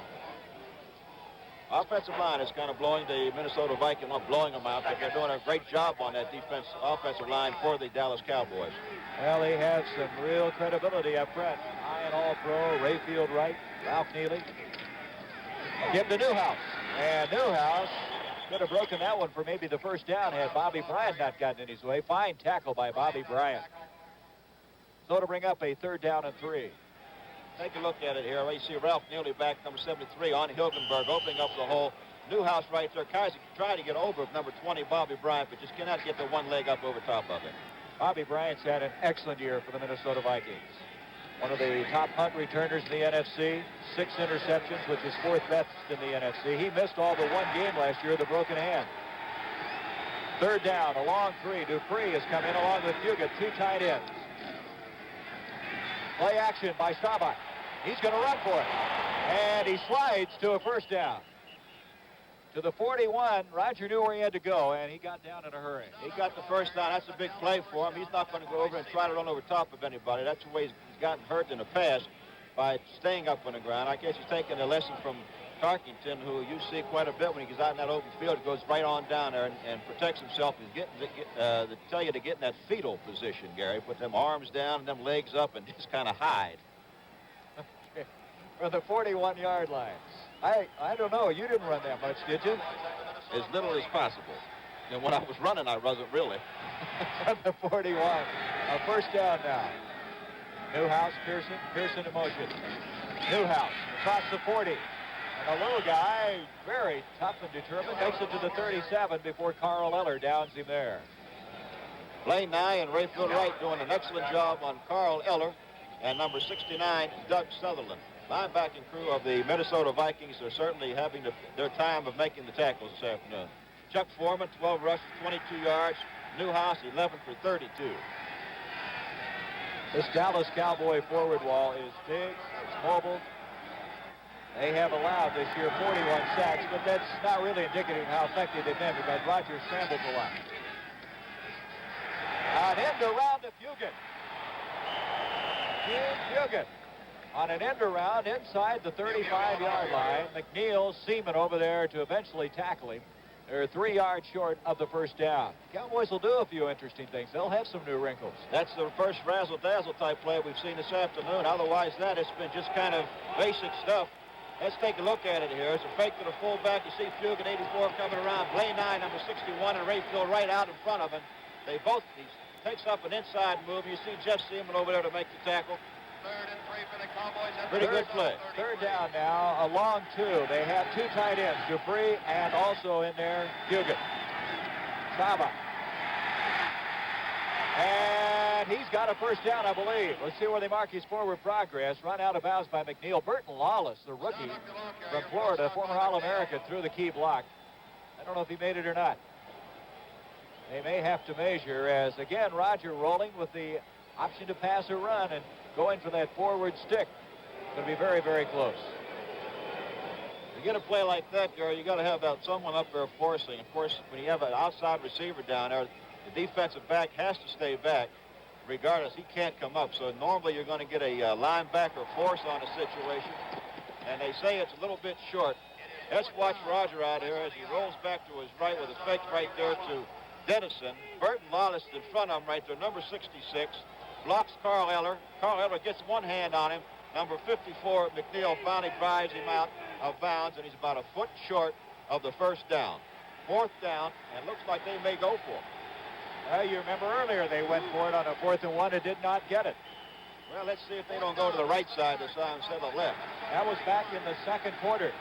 Now here in the 3rd quarter with 3:01, a 4th and a matter of a couple of feet.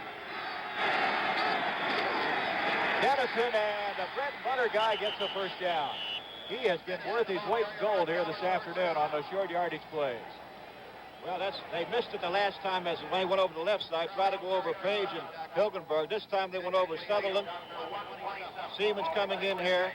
Eller gets knocked down. As you see, Paul Krause, number 22, and Terry Brown, number 24, up there trying to make the tackle. Robert Newhouse with a fine block in front of Dennison. So the Cowboys are 1 for 2 in 4th downs. At the 30-yard line, a 1st down. Preston Pearson. Pearson hit for a yard loss. Real penetration made that time by the Minnesota Vikings. They reacted extremely well to it. Wally Hilgenberg back there. He's been a starter since 1968 for the Minnesota Vikings. His 12th year. He was a college teammate of Paul Krause at Iowa. They were both co-captains, and their coach is Jerry Burns, who's an assistant now with the Minnesota Vikings. Well, Hilgenberg was in there so quickly. They actually had a blitz call on the situation, and he read the play very good and got his head in there in time to get Pearson. 2nd down now, 11. Dennison back in along with Newhouse. 7-7 to score. Staubach to Newhouse to the 20, and Newhouse to the 17-yard line. Nate right up there, and the little guy waving his arms over there, so he noticed him. Well, I'm sure he was kind of afraid that maybe Staubach wasn't going to see him because he was open at the start of the play.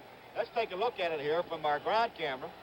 As you see Staubach going back, he wants to look down that field as long as possible, and then at the last second goes to Newhouse. As you saw Carl Eller and also Alan Page come in and put the arms up. There's Nate Wright making the tackle and making a save, and Newhouse making a definite effort to get the first down. A first down at the 17. Drew Pearson, 88 in motion. Give to Newhouse, and Newhouse to the 15-yard line. I think that last play, John, really shows me what you've talked about all year, and that's the defensive coverage job. That was an example of Staubach looking left and then throwing right to Newhouse. Well, you have to do it, Gary. These guys concentrate so much on the quarterback's eyes that unless you do something with them, you know, you're not going to be able to find that open receiver. And they just kind of let Newhouse alone that time. Of course, Roger wanted that deep person down there if he could get him. And then coming back to that auxiliary man at the last second, which he's been doing so well this afternoon. Gain of 2 on that last play. 2nd and 8 from the 15. Look out. Gets away. Newhouse couldn't make a move as he was covered very well by Matt Blair, a second-year man out of Iowa State. But what really messed that up was Fred McNeil getting through there so quickly. I don't think Tom Landry was too happy about that last play. Let's watch it. There you see the play. Look at the expression. Oh, come on, Tom, say something.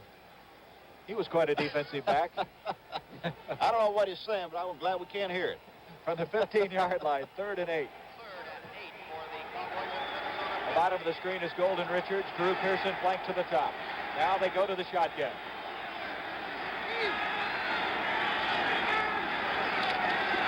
Third down. Preston Pearson, and he made a fine catch. He's going to be short, however, I believe, of that first down. It's going to bring up a 4th down at about a yard. Hilgenberg went high. That's a fine catch by Preston Pearson. Pearson getting up all of 6'1". As we said, he was quite a basketball player, and he used his jumping ability that time very, very effectively. So it's 4th down again. As the ball is going to be spotted at the 7-yard line. What is it, about a half yard now? It's about a half yard. What do you do, Gary? You got to go for the 3 points, I would think, to put 3 points on the board. Well, that's going to be the end. And Tony Fritsch is going to attempt the field goal of 25 yards. It's a 7-7 game. Waters to hold, and Fritsch's kick is good. He hit 13 of 14 in the regular season of play and just added one now to give the Cowboys their first lead in this game, 10-7. Fritsch now to kick off. Brett McClanahan at the 10. 20, 25, 30, and he had a big hole. He is to the 34-yard line. Randy Hughes, a rookie out of Oklahoma, an outstanding young man who has been a backup to Harris at the free safety spot, made the tackle at the 34-yard line. So the Vikings trailing for the first time in this game, 10-7. We look at McClanahan once again. Let's see the play. Here's McClanahan takes it. They set up a pretty good hole for him right there, and the tackle is made, and the ball is fumbled. Now, they blew the ball dead. You have to guess as good as mine. At the 34, Fran Tarkenton on a first down. Complete to Ed Marinaro, and Marinaro's forward progress across the 35 to the 36. Larry Cole came pouring through that time, but Fran still able to complete the pass. Ed Marinaro. There is what he did in the receiving department this year. Number 3 in the NFC. He's really matured this year. That's been the big difference in Ed Marinaro. From the 39, 2nd down, 5.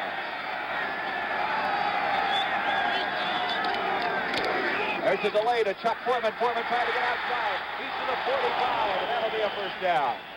Charlie Waters dropped him. There is a flag on the play, however. There's a flag back at the line of scrimmage. As Foreman had the first down, Chuck Eberling coming over, and the indication, illegal procedure against my Minnesota Vikings, and that really hurt him, as Foreman did an excellent job that time. There was nothing up the middle, and he got outside. Well, it was a little bit of a draw run there by Foreman, and actually, if I'm not mistaken, that is the best first draw we've seen all day. We have a change defensively. Calvin Peterson and Dave Edwards, who continue to alternate at linebacking. Now in the ball game with the gloves on is Calvin Peterson, number 58. There's Stu Voigt, John Gilliam. The huddle with Ed White. Boy, is he a strong man. 270-pounder, former All-American from California. He and Yeri both on their right side have been selected for the Pro Bowl. 2nd and 10.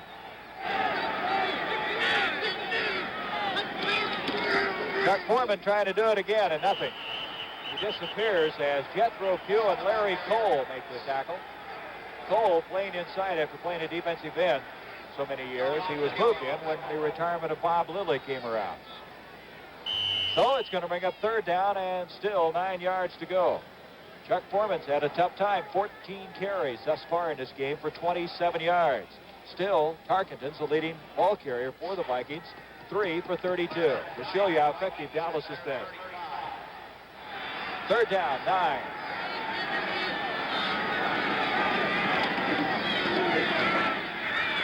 It's got the time. It's Stu Voigt, the intended receiver, to 49. Calvin Peterson defending on the play.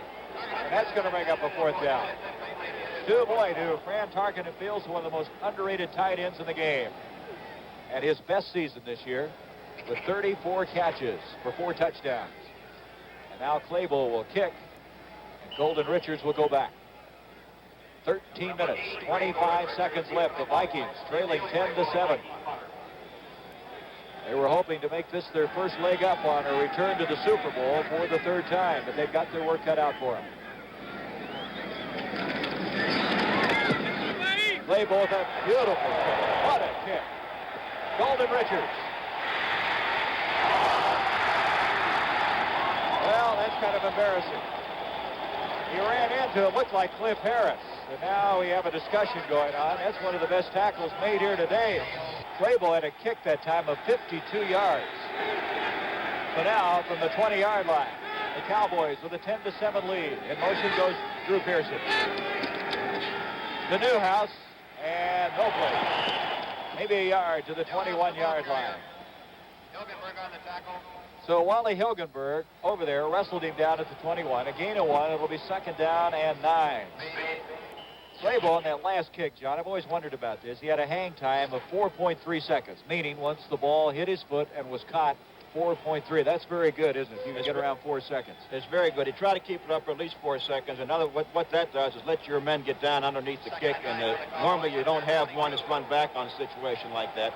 Unless when it's a real deep kick, and then the guys can't get back there down there too soon.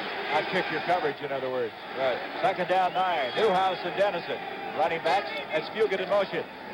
Roger Staubach throwing under pressure, complete to Dennison, and Dennison at the 25. Boy, Paul Krause hit him in a hurry.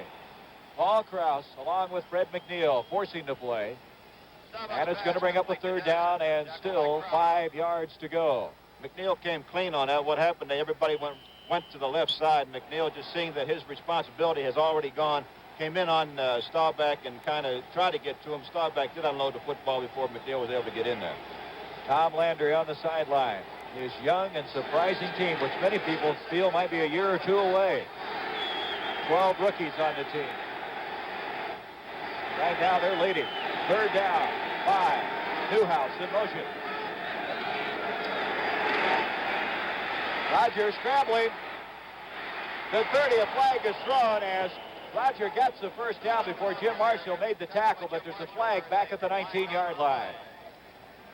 Roger that time really surveyed the situation. He knew where everybody was and saw the alley and took off. He's got that great vision. They talk about peripheral vision in quarterbacks. They say you had it, and there was an indication of Roger with it. They're going to bring it back anyway. A costly penalty for the Dallas Cowboys. Earlier, it was the Vikings who had a very costly penalty. This one moving it back to the 20-yard line. Well, now's the time they can't really afford these type of penalties, Gary. They got to try to maintain possession of that football and don't do anything, don't do anything stupid. Just try to keep the football and grind it out and make those first downs. Don't come up with anything real fancy at this particular point.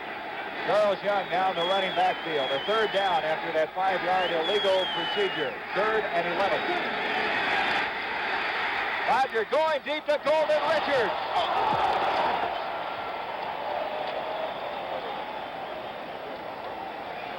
Well, you know who feels the worst about that right now? Golden Richards, who's made a lot of big plays this year. Let's take a look at it here. They got the blitz on him.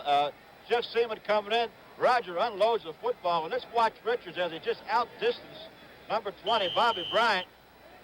Right there, the ball should be caught. The perfectly thrown football, well, a little bit behind. If he just does get a hand on it, you like for those kind of guys to come up with the football, Gary. Mitch Hups will kick now from the 5-yard line. The deep man is Sam McCullum. Fine kick. Well, he got into that one. McCullum at the 31. Calvin Peterson, also Raleigh Woolsey back there. John Ward, number 72, trying to throw a block as both of them converge on McCullum in a hurry. Calvin Peterson's a wild man. They talk about him being an outstanding special teams guy, second-year man from UCLA, and he really got down in a hurry. So now from the 30-yard line, I want to remind you the NFC Championship game a week from today, and it might be right here, but the Vikings are going to have to win it, as we'll have it on CBS beginning at 3:30 next Sunday. And either here or Los Angeles. Well, whatever it is, Gary, you know it's going to be a good football game, as is this afternoon. Well, this is a dandy, isn't it? From the 30-yard line now. A first down. Fran Tarkenton. He's cranking up to Gilliam. Intercepted almost picked off. Mark Washington, who's done a very good job down on the play. And we have a flag back at the 35-yard line. Mark Washington is going to dream about number 42. He's seen him so often running stride for stride. There's Mark Washington going up the football. Just lets it go through his arms. His eyes did not follow the football down into his hands. That's what happens. You got to look the football into your hands at all times. I believe we may have had an eligible receiver downfield. I believe that's the indication. As you see Leroy Jordan having the situation explained to him. Gary, this is probably the first time in this particular play here that the Too Tall Jones let Tarkenton to the outside. As you saw, he rolled that way, and Too Tall got caught on an inside block there by the offensive man. Ron Yerry was not permitted to keep Tarkenton back in the pocket. He got outside, and that's when Tarkenton really becomes effective. An eligible receiver downfield. That's what it is. A 10-yard step off. It moves the Vikings to their own 20-yard line. First down, 20 yards to go. So Fran's got his work cut out for him. Interesting statistic on number 10. Fran this year hit 64% of his passes.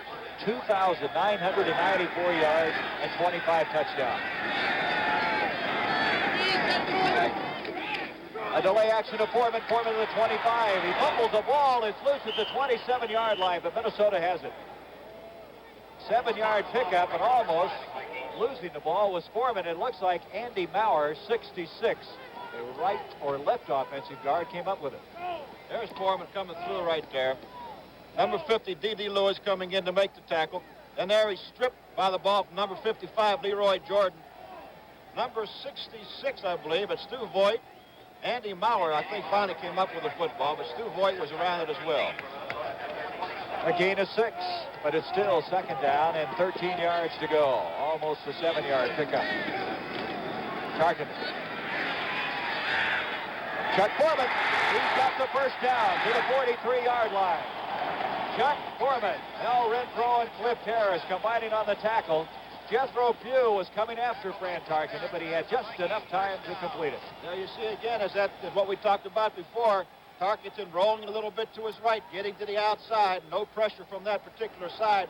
Did get some pressure from Jethro Pugh from the backside, but they've got to maintain control and keep him in the pocket if they expect to do anything. Tarkenton is very, very effective when he's able to do that. 16-yard pass completion to the 43. Just inside 10 minutes to go in this game.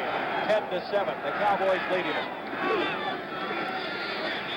This is Marinaro. Marinaro bring it up the field as D.D. Lewis drops it at the 45, and that's a pickup of 2 yards. He was kind of off balance after he made the catch, and Lewis was right on top of him. Second down, let's give him a pickup of 3. Second down and 7. There's Bud Grant. They have a change now. Jethro Pugh is coming out, and Randy White defensively coming in. Leroy Jordan coming out, and Benny Barnes comes in. They got an extra defensive back in on a second down, and a long 7. Foreman, look at him, knife across the 50. Beautiful run by Chuck Foreman. He has that ability to stop and start and change speed, and there was an example of it. I think it was a fine call by Tarkenton right here. Everybody was coming in expecting fast. You see the handoff to Foreman, who pitched the hole very, very well. D.D. Lewis came in and did not get a shot at him. The tackle was made by number 31, Benny Barnes. I don't believe they got the first down. Oh, it's going to bring up third down, and a matter of a foot. Going to bring in Steve Craig, an extra tight end. Also, Charles Goodrum, 68, comes in. This is going to be a good situation. You know, you got third down and about inches right here. Maybe a little bit of a fake run. You kind of just drop the ball out there to a halfback somewhere, let him run with it if you can possibly get it. But it's a good run-pass situation. If you don't make it on this down here, try to go for the touchdown maybe, and you come back and go for the first down on the next play, Gary. Well, if number 19 is on the field, I know what was going to happen right now. That's why coach is right here. All right, here we go. Third down, a foot. Marinaro in motion. Grant to Marinaro. Well, that was easy, wasn't it? First down. You know, you almost feel sometimes that, yeah, you called that one, didn't you? That they could do that all day. I mean, they make that look so easy in a situation like that. Well, this has been one play, really, that Tarkenton hasn't used today, and normally he used it 5 or 6 times a ball game. And Mark Washington, 46, coming over, making the tackle on Marinaro to push him out. First down at the 41. The Vikings down by 3 points. Getting close to at least field goal range with 8:25 to go in this one.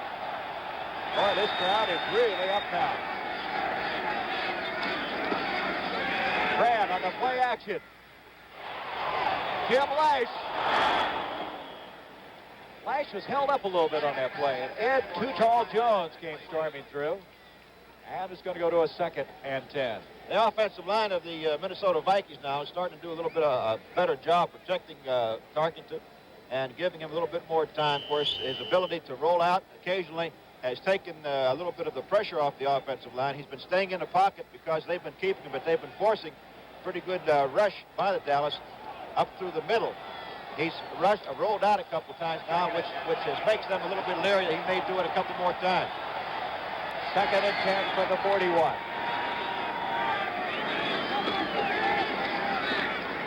Brand, the Foreman. Foreman makes the move. Gets away from Peterson to the 30. He's got a first down to the 29. Charlie Waters made the stop, but it was Calvin Peterson that got a hand on him, and that was all as Foreman got away from him. Let's take a look at it, see if he doesn't have some bad footing back over there as Peterson comes across. Tarkenton goes to Foreman with the pass. As you see right here comes Peterson here. He just overruns it. What he does, really, Foreman slipped a little bit, or he may have picked up some more yardage. You ever seen a back with better balance than Foreman? He really has excellent balance. I was surprised, really, Gary, talking to Chuck yesterday, just how big a man he is. McClanahan now in along with Chuck Foreman. There is a reverse action to McClanahan to the 30, 25, to the 20. He's going to come and get another first down. McClanahan set in to run that reverse. Cliff Harris made the stop, and the Vikings are moving. Take a look at it here. There's the Foreman, and that's the McClanahan. Tarkenton out in front. I don't know where he's going to the seat. Tries to throw a block right there on Mel Renfro.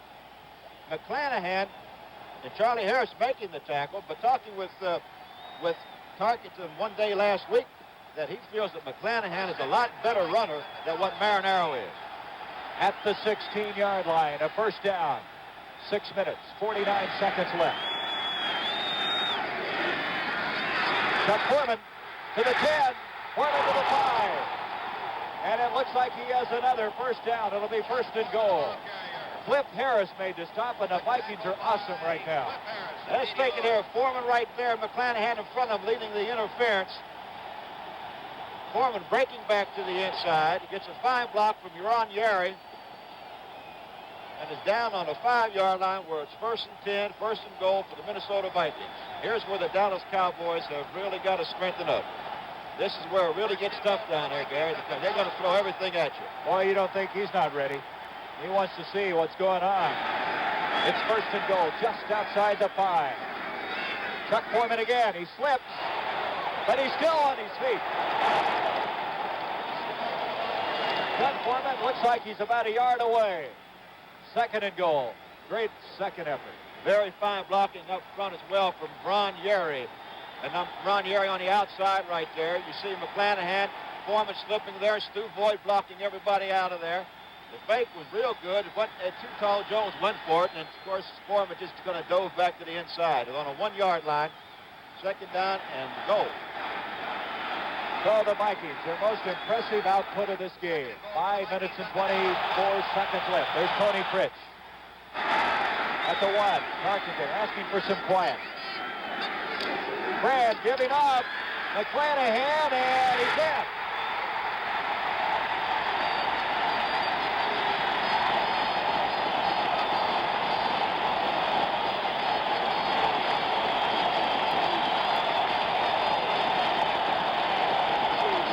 Is about to come apart right now as this partisan Viking fan really excited about this.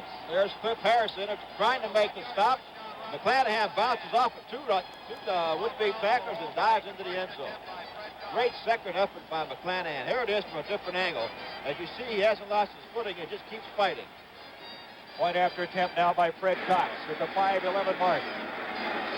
13-10 the score, and it's now 14-10.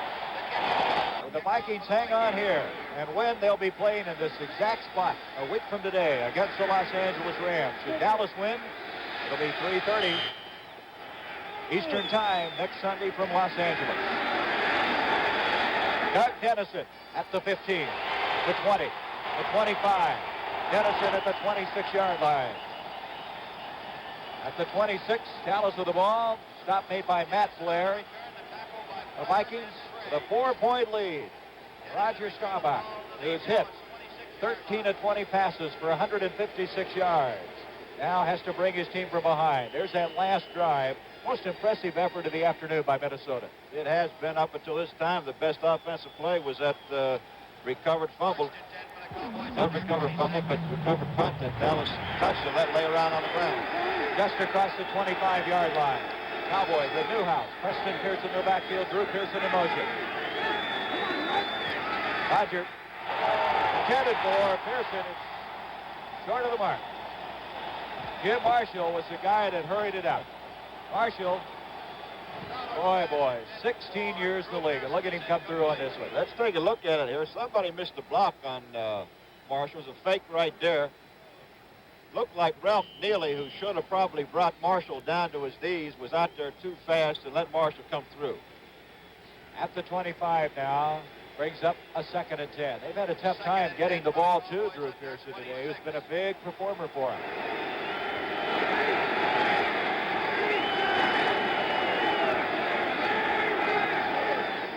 Staubach. Good protection. Now it's breaking down. Marshall and Page are there. Nobody open on that play. He had time, but couldn't find anybody. Had plenty of time to throw. There just wasn't anybody open. The secondary is doing an excellent job back there. Let's take a look at it, Roger, from ground level here. You see the linebackers. Newhouse stops in the middle. He's looking around. Page coming. Marshall's coming. Everybody coming when you have the time.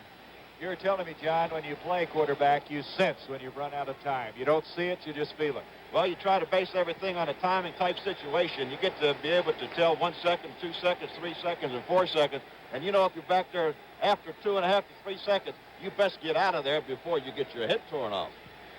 So it's a 3rd down, 18 yards to go. The Cowboys with 4:25 would like to keep this drive going.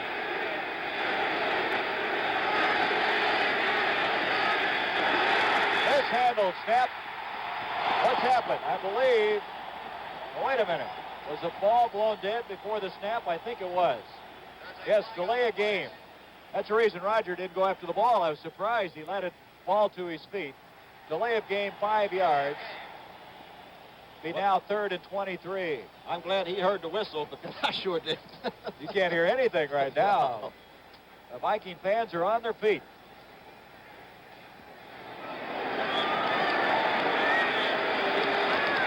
Chuck Heverly indicating delay of game. Moving the ball back inside the 15 to the 14-yard line. 3rd and 23 now. 4:16 remaining. Roger needed a big play. He really needs it now.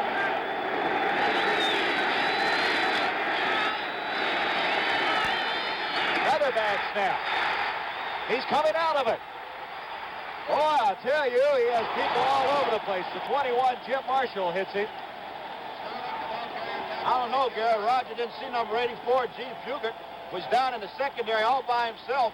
I was waiting for him to put that ball up in the air, but maybe he may have been across the line of scrimmage. Just look at it. Fitzgerald hits him with a low pass, and he can't find the handle. Finally goes up inside. And he's got Fugit down there. He just kind of looked, and he can't find him. Then he decides to run with the football. Boy, Jim Marshall about took his head for a souvenir on that one. So Hups will kick. There's Ed Marinaro with Bud Grant. Hups from the 7-yard line. Sam McCullum deep for the Vikings. That's not one of his better efforts. And it's going to bounce to the 45. Picked up by McCullum. Sam McCullum. Now we have a flag back at the 20-yard line, which is about the line of scrimmage. Well, McCullum trying to shake everybody up. Come up with that ball. Or was that Bobby Bryant? Bobby Bryant. That's kind of a very, very tough thing to do. You know, nobody had touched the ball. Nobody had downed the ball. And if he would fumble that ball, it would have been a live football. I think maybe what he thought somebody had touched it. If it was just laying there, he got a shot of picking up and going. And then if he's hit and fumbles, it doesn't make any difference. The ball comes back to where it was down. But that's a very, very bad thing at this point, I would think, to try to do. Well, anyway, they refused the penalty as we had an illegal man down the field. I'll remind you now, next Sunday afternoon, the winner of this game will meet the Los Angeles Rams for the championship of the NFC Conference and a trip to Super Bowl 10 in Miami. CBS will broadcast the game next Sunday, whether it be here or in Los Angeles. McClanahan has scored the go-ahead touchdown moments ago. Advances the ball to the 49-yard line. D.D. Lewis made the tackle. Brings up 2nd down and 7. The Vikings now with 3:05 would like to waste some time. Well, now the important thing is to be able to control the football, keep it on the ground, get that 2-minute warning to come up, maintain control, and their defense really has to go all out here, try to strip the ball from the runners, do anything they can to get a hold of that football. 2nd and 6 for the Vikings. Vikings coming in here with a 12-2 record. 7 of the last 8 years. They've won the Central Division Championship. The Cowboys in the playoffs, 9 of 10 years. McClanahan again with a 50. He's short of the first down, dropped at the 48. There's again D.D. Lewis on the tackle for the Dallas Cowboys. Going to bring up 3rd down and still 2 yards to go. Well, you look at this game statistically. Fran has hit 11 of 25, 121. The leading ground gainer is Foreman, 18 of 56. He's leading everybody in the game, both the Cowboys and the Vikings. The leading ground gainer for Dallas has been Dennison, 11 for 36, and of course he scored a touchdown. Fran Tarkenton talking things over. 2 minutes, 20 seconds left. Well, I want to remind you, John, this is a thing I'm really looking forward to seeing. CBS Sports Spectacular. Going to have a brand new series called Challenge of the Sexes. Now, what do you suppose that might be? I don't know, but I don't think I want to get into it. Well, at CBS Sports wanted to find out if a woman can beat a man at a sports event and how much of a handicap, if any, a woman would require. Tennis competition begins next Saturday, January 10th. That should be a good one. Well, it'll be Natassi and Goolagong. And that ought to be some kind of an event. That's right here on the CBS Sports Spectacular, January 10th. That'll be, 2 weeks from today. Well, Bud Grant's crew right now in a pretty good situation. They have a 4-point lead, and with 2 minutes and 20 seconds left. at the 47-yard line of the Dallas Cowboys. 3rd and 2 for the Vikings at the Dallas 47. 3rd down, 2. McClanahan in motion. Fran, a little bit of trouble. Charlie Waters has got him. And you saw Fran hanging onto that ball. Charlie Waters making a big stop. Target in the ball. Now, Tackle by on Charlie 4th Waters. down, It is 4th that was down. a very important play. That was 3rd a and 2, and they held him. Excuse me, Gary. Big play by Jordan. It was the same type of pass that they went out there on that 3rd and 1 situation with Fran going that way, as you see. Waters coming in from the outside. Foreman missed the block on him. And he almost lost the ball right there. And he gets down a big play by Charlie Waters. And now we got a punting situation coming up for the Minnesota Vikings. That's the 2-minute And at the warning. 2-minute rule. From the 35 will kick. Golden Richards is deep. 14-10, the Vikings. Golden Richards calling for the fair catch at the 15-yard line. That took 9 seconds. So with 1:51 left, Roger Staubach hoping to keep the Cowboys in the 1975 season. In other words, competition. Well, I guess he will anyway, because he's going to play next year, January 4th. But the loser, of course, it comes to an end. Well, it's all back down to a minute and 51 seconds, Gary, and let's see what they're made out of, whether they can go the distance on it, because they sure have to have the touchdown and not a field goal. Pearson and Young in the running backfield. They're going to the shotgun. In motion, Charles Young. Staubach complete to Drew Pearson. Now, Pearson, as we mentioned, they haven't thrown to him much today, but he's very close to that 1st down and stops the clock with 1:45. It's an excellent throw. Let's take a look at it from the ground level camera behind the quarterback. He throws it over top of the linebacker. Pearson coming back, making the catch, threw that one right over McNeil, stepped out of bounds, stopped the clock at 1:45. That's what they got to do. The Minnesota Vikings are going to give ground a little bit, but they're not going to give too much. So at the 24-yard line, they're a yard short of the 1st down. 2nd and 1.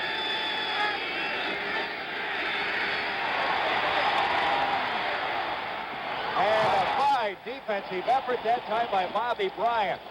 He reached in on Golden Richards at the 39-yard line. Bobby Bryant, seen some excellent defensive play by those quarterbacks on both sides. Renfro, Bobby Bryant, and that brings up a 3rd down and a yard.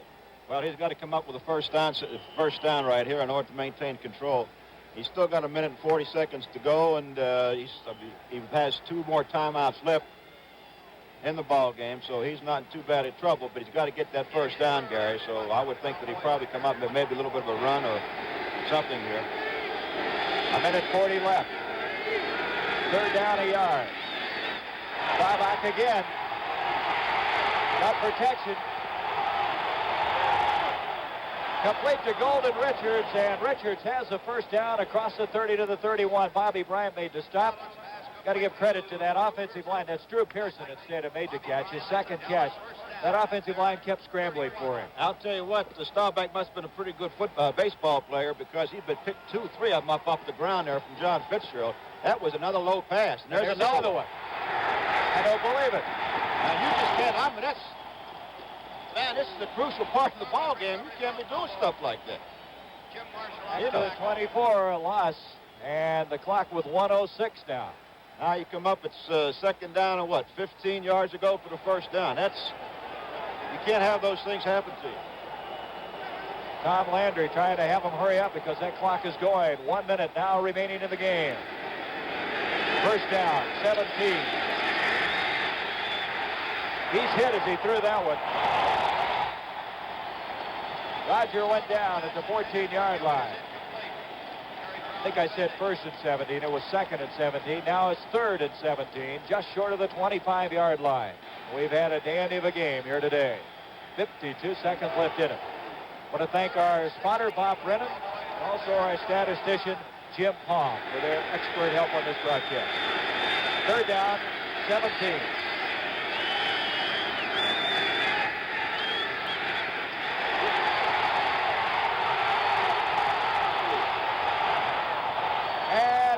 Go up for the ball at the 50-yard line was Gene Puget, and it comes to a 4th down.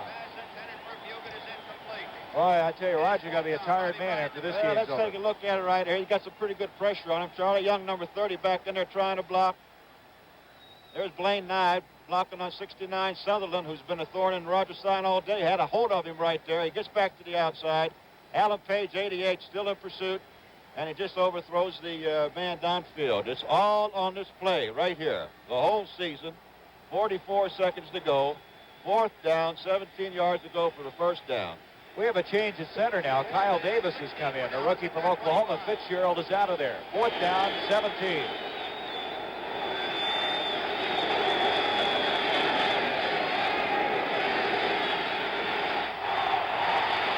Roger going down here. Drew Pearson. And did he make the catch? He did. He made the catch. What a catch that was, because Nate Wright was all over it. Let's take a look at it here.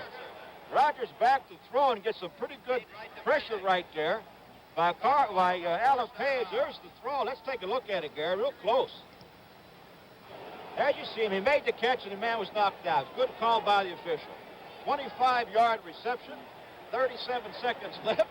1st and 10, and they have to score 7 points. There was no tomorrow on that play. It was 4th and 17, and he was able to convert it. Now at the midfield stripe. Here's the story. 37 seconds left. The Cowboys trail 14-10.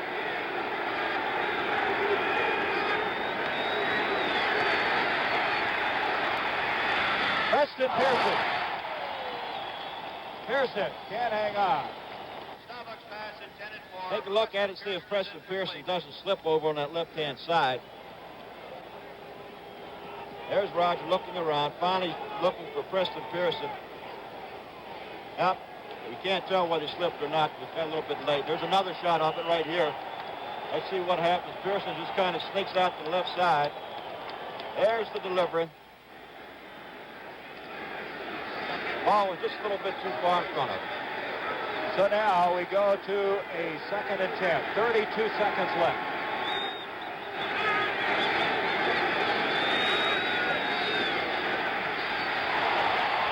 He is going for broke.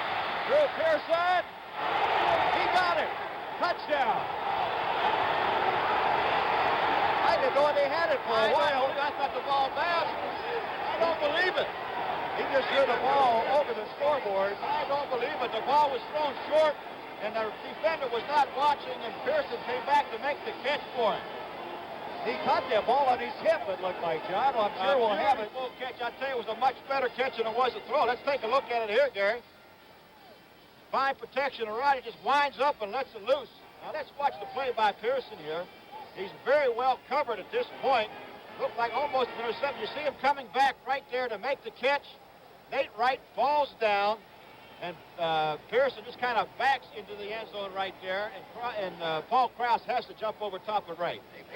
88 number, Drew Pearson for the touchdown. There's another look at it right here. Great catch. Nate Wright overran the play. Pearson made the catch. In for the touchdown.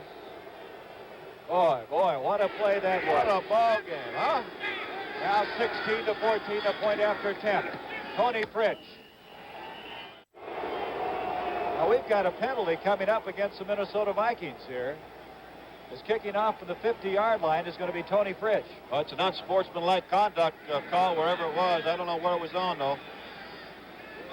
No call from the official there. Vikings would be lucky to get a run back on this one. Tony Fritsch from the 50-yard line. 24 seconds left. The Cowboys trying to pull a major upset. They lead 17-14. Bailing it out is McClanahan. 15. Is he going to get out of bounds? He's not. He'll be stopped at the 12-yard line by Benny Barnes, and 18 seconds now left. Fran Tarkenton really has a Herculean task ahead of him. I think everybody here is just stunned by that Drew Pearson catch. We couldn't see the ball for a while, then he so nonchalantly took it into the end zone after he caught it. I'm sure that they'll probably be saying that he pushed him and everything else, but you know, that's the way it goes, and the guys will have to be looking, probably sending films to the commissioner this week or something like that, Gary, because it is just completely amazing that they've been able to do that. Fran Tarkenton has 18 seconds. Boy, it's not much time. And back there's too tall Jones. He got him at the 1. Almost got a safety. Jones drops him at the 1-yard line with 14 seconds. Timeout called by the Minnesota Vikings. They'll have 2 remaining. Jones really got through in a hurry on that play. That's the 3rd sack by the Dallas Cowboys. There's Targeter. What's he upset about? Well, Francis doesn't like anything about it. He's upset. They've had a tremendous season, and it all comes down to 2 big plays. Big call down here by the official on the 4th and 17, and then on a touchdown. And I'm sure he doesn't like it. He can see that great season they've had going right down the drain, and they're throwing all kind of stuff out in that field now. The official got hit right in the head. Oh boy! The official got hit right in the head by something out there, boy. And he's down. That is tragic. That is terrible. There's no need for any kind of that stuff at all. No room in this country for that kind of behavior. Boy, John, that just makes you sick, doesn't it? 14 seconds left. The crowd reacting. Please do not throw anything out of the field. And Please do not throw Alan anything Page out is of going field. into the dressing room. Alan Page has gone into the dressing room. He's running down below us, going into the dugout. Carl Eller. Well, you know, last week they had an incident in Buffalo with the snowballs, and I don't know what the story is. I guess Page figures he's not going to play anymore with 14 seconds. Carl Eller very slowly coming on. I'm not sure what official that is, John. We'd have to check it out. But 14 seconds left.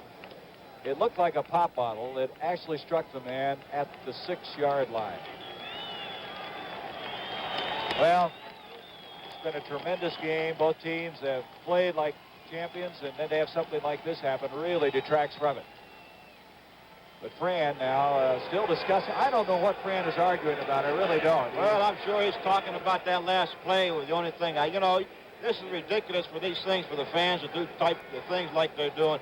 You know, you would think the way they're acting, you're down in Argentina where they stab soccer players and everything else, or wherever part of the country that they react like that. There's just no kind of place in this country for the kind of the fan reaction like this, Gary. People who love the game and love to see it played, you know, you've got to accept things every now and then that are distasteful, and these are one of these things after a fine season like they've had, to go down to the last 14 seconds and almost have an impossible task at hand. Well, there's the gentleman getting up. Well, that's a pretty good reaction from the fans. They're happy to see him get up, and just kind of a funny situation to have happen. There looked like he'd taken him to the dressing room, too. Number 23 of the official, Armin Terzian. Field judge. Yes, sir, the field judge, Armin Terzian, is the man shaken up. Well, Bud Grant, with 14 seconds, it's just going to be a miracle for them to pull it out. They're at the 1-yard line now, 2nd and 24.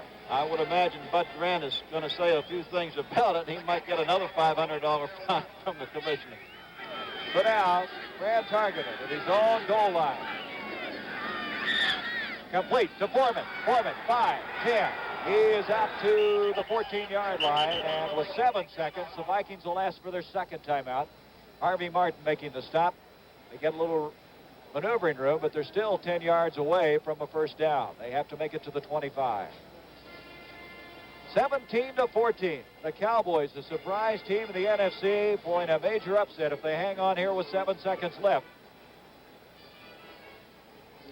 Tom Landry. Boy, what a great comeback by his football team. Well, they came back with 2 big plays. There he is talking to his defensive captain over there, who's telling him just kind of stay back, stay deep, don't let him score the touchdown. Well, Tom Landry, the only coach in the history of the Dallas Cowboys. Well, you have to give credit to their outstanding organization. Gil Brandt, the scouting, Tex Schramm, Clint Murchison. They've got something to be proud of. People talking about them being better next year and the year after at this young team. 3rd down, 10. 4 seconds left. 3, 2, and that's going to be the game. Brad Tarkenton goes down inside the 5 as Harvey Martin and Ed Jones are there. So the Dallas Cowboys move in to the championship game of the NFC.